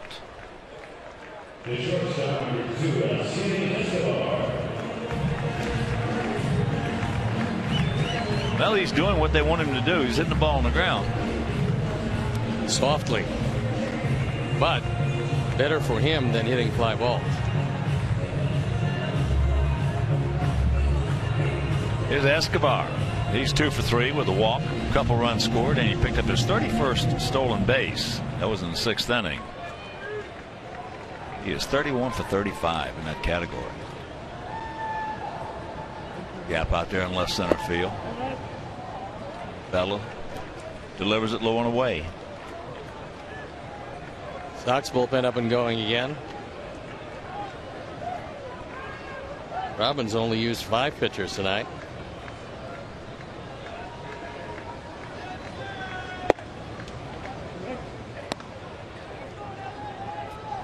Sox gave them a game last night. We gave them 4 runs, gift runs, and they beat us 4-3. So we're trying to square up this series, hopefully, and play a rubber match tomorrow with Chris Sale on the bump.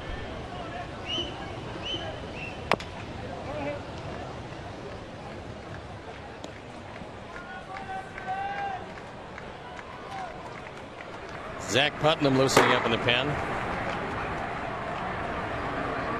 It's Chris Sale against Giordano Ventura.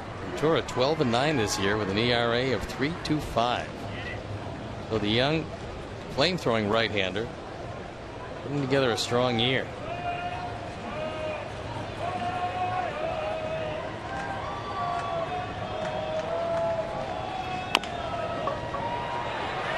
Big hop. 2 down.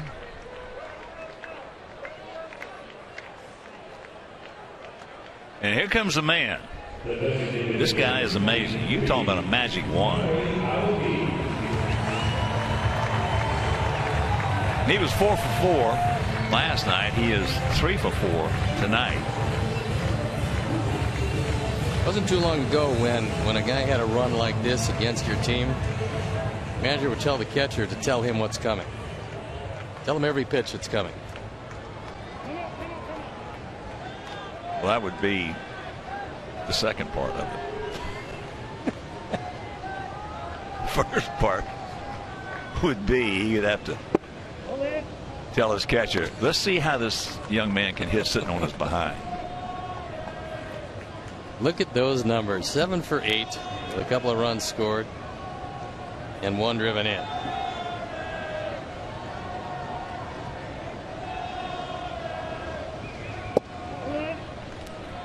Pretty good pitch right there. That's good pitch, didn't get it.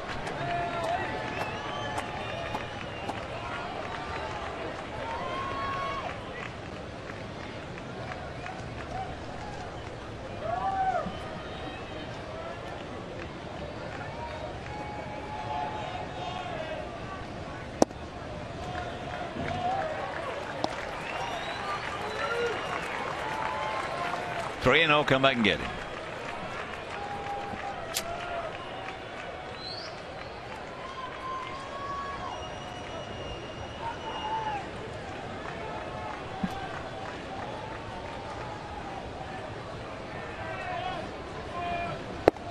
There's one.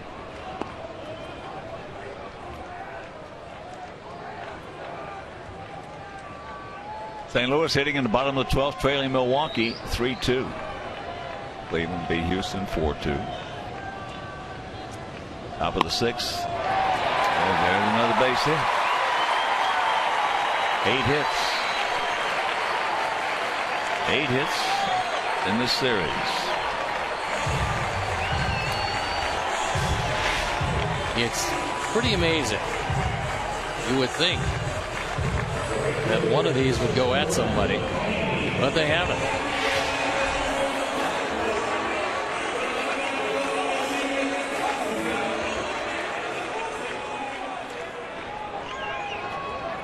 Here's Lorenzo. Going out to left, walked, struck out, and hit into a 6-4 fielder's choice.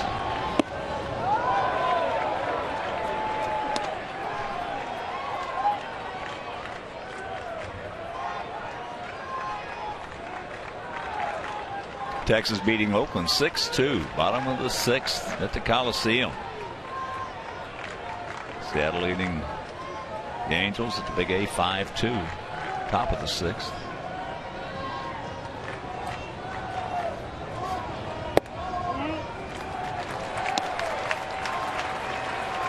Two and 0.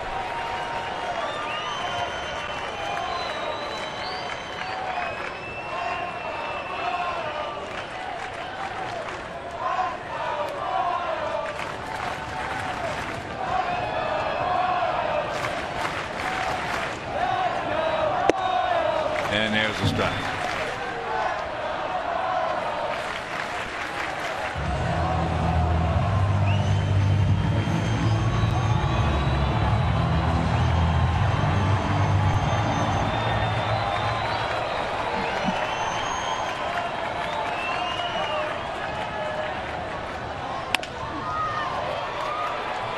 Softly hit. They get the force, and that'll retire the side. Aoki gets his 4th hit of the game, but we're into the 9th, leading 7-5.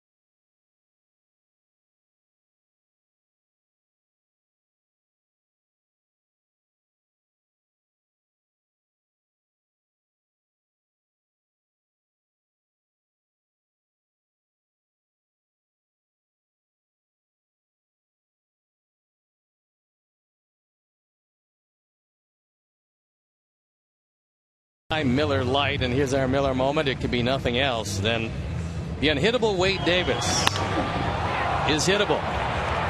A bases clearing triple, running the score to 7-5. That's where it stands, courtesy of Connor Gillespie. We're at the top of our order. Adam Eaton, who is 3 for 4. He has a single, he has a double, he has a triple. He has scored twice. Swing hard in case you hit something and try to hit it out. He hit the bottom of the wall last night.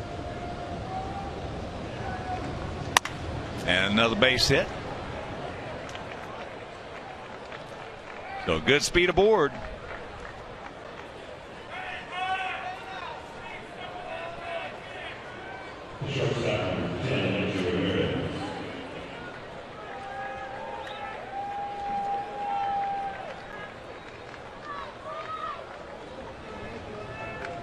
And here's Alexei. He's 1 for 3 with a sacrifice fly. Adam Eaton to the Royals is like Aoki to us. 7 hits the last 2 nights. Got his average up to 303. That's great. That is really, really great. Let's hope he can keep it up over 300. Remarkable accomplishment.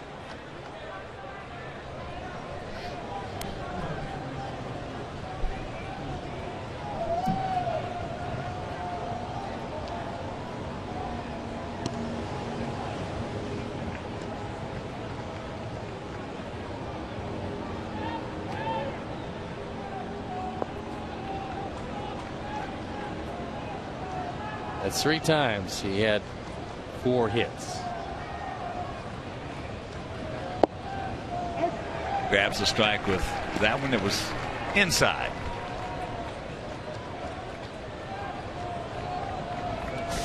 Alexei knew it wasn't there, but actually Perez knew it wasn't there either. He wouldn't have yanked it back.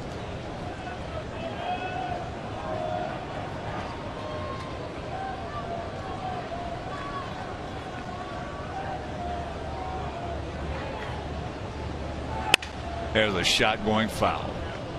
And a broken bat. The Royals pen. Francisco Bueno.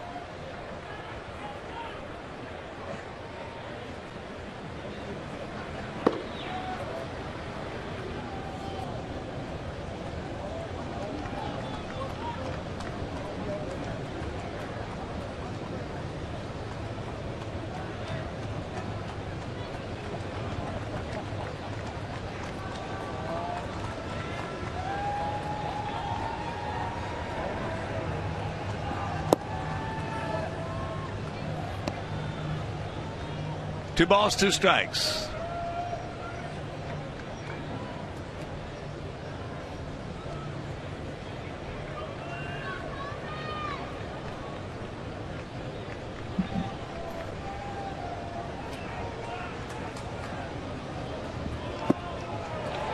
Got him on a breaking ball.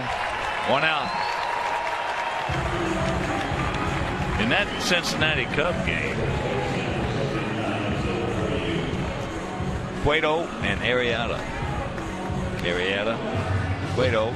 Looked like a good matchup with Cueto going for his 19th. Didn't quite get it. He went 5 2/3, gave up 5 hits, 6 runs, 5 walks, 8 strikeouts. Arrieta went 9 innings, giving up 1 hit. One hit walk and shutout? had 13 strikeouts. Pretty impressive. Well, he's had a great year. Yeah, he has. A great year. Bobble. Close play a second. He says they get him.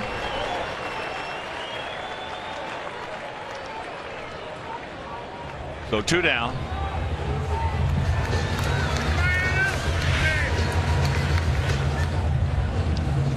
Didn't get him by much, but he did get him. And the 9th pitcher in the 9th inning. Bueno comes in, and we'll step out and be back after these messages.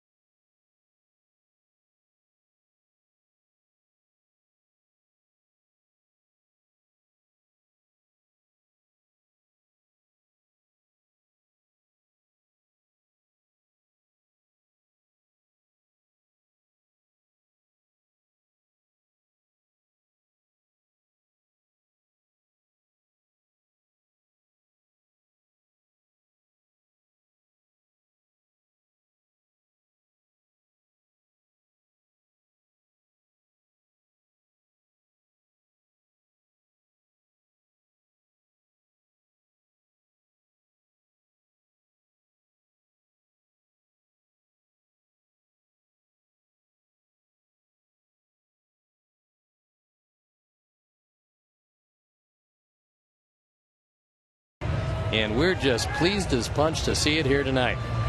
As Bueno comes in with no record, a 4.31 ERA. And he inherits Abreu at first and 2 outs.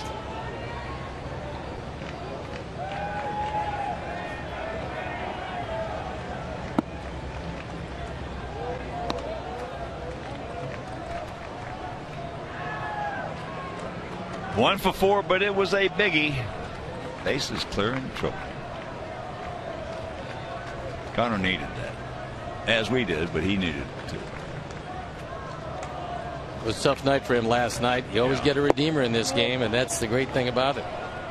Whether it's later in the game when you've made mistakes, or it's the next day, if you've had a bad game, you will invariably get a redeemer. Well, it's just like Marcus had that bad game at home, and the next day the home run. In a 1-0 game? Yep. Yep.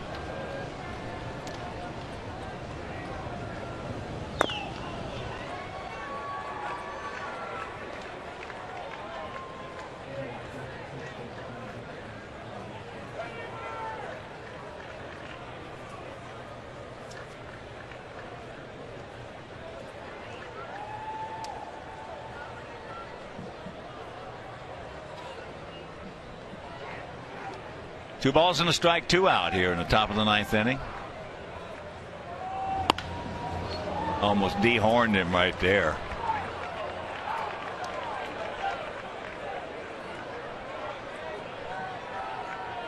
But we'll probably see the 10th pitcher, as there's a right-hander up in the pen. As Connor takes it right back up the middle.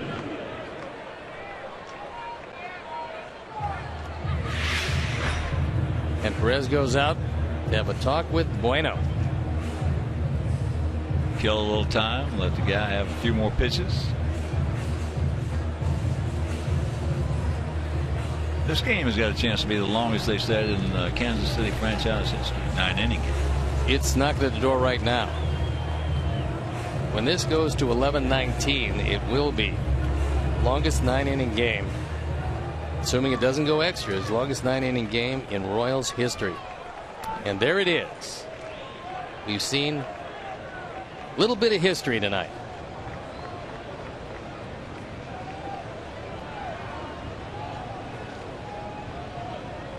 Ivy 2 for 4 with a run scored. Next first pitch strike.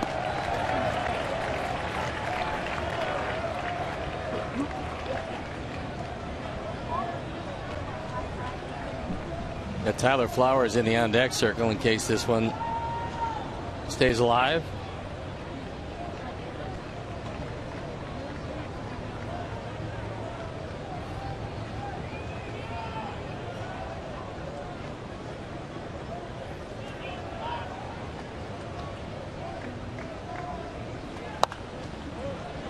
Big rip, but to count 0-2.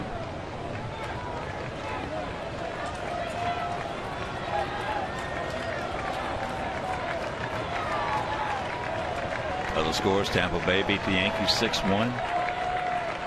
Odorizzi over Pineda.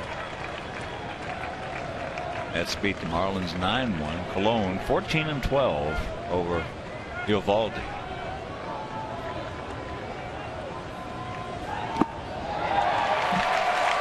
Got him, and that'll retire the side. We'll go to the bottom of the 9th. They got the iron coming up. Gordon, Perez, and Hosmer.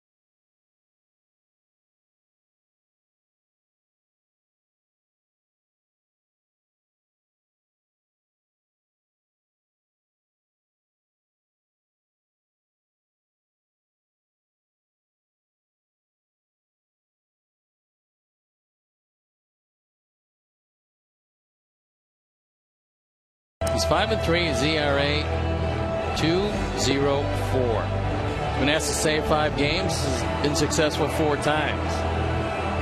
And right-handers have had all kinds of trouble with him, hitting just 163. So a good job by Bella.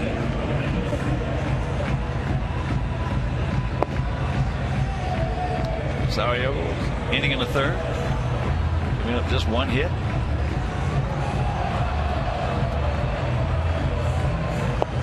Surkamp did a nice job in his inning of work. A walk, 2 strikeouts, no hits. And he's a pitcher of record.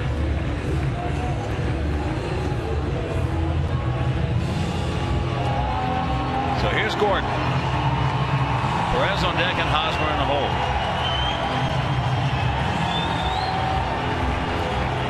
Alex is 1 for 3 with a 2-run single back in the 3rd inning. He now has 70 RBIs.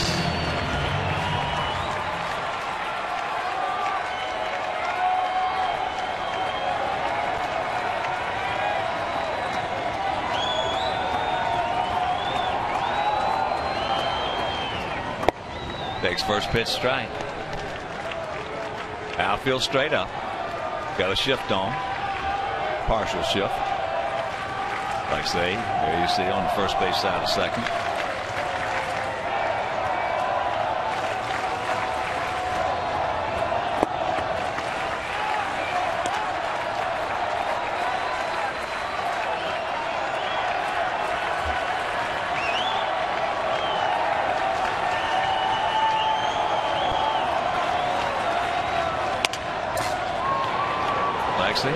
I'll take it. He does, and a big out. Pitcher of record for them is Kelvin Herrera.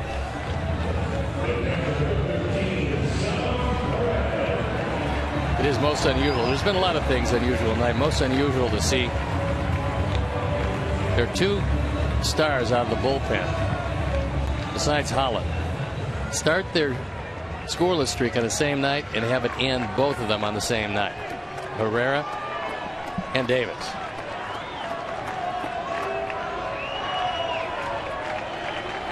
Started on June 27th. It's on September 16th. A long time between giving up runs for a guy used as much as these guys have been used. Salvador 0 for 3 with a walk and a run scored. And that's up the middle. Carlos has got it. And 2 out.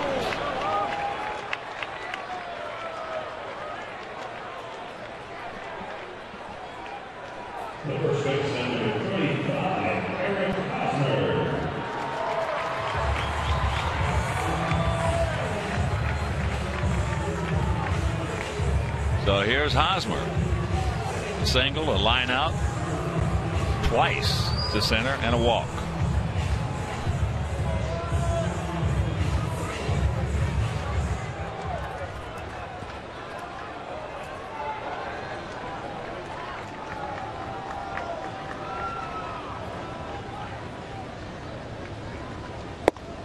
And he takes first pitch strike.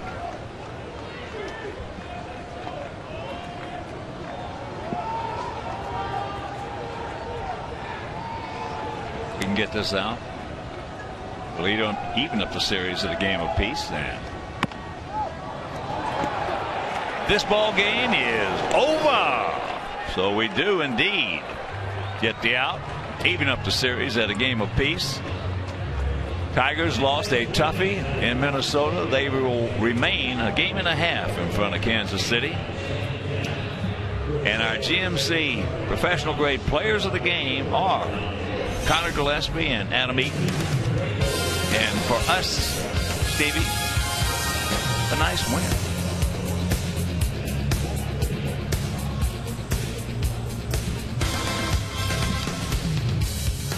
All right, so for my partner Steve Stone, for our director Jim Angiu, our producer Mike Leary, our associate producer Dave Ross, our technical manager Mark Harper, for the mayor, me, Joe Groove, also the executive producer Jim Cornell Jr., and for Sherry, for Janice, for Rich, for Dan, This is a Hawk So Long, everybody. Coming up next, Subaru postgame line with Chuck and Bill. You've been watching White Sox baseball right here on Comcast Sportsnet.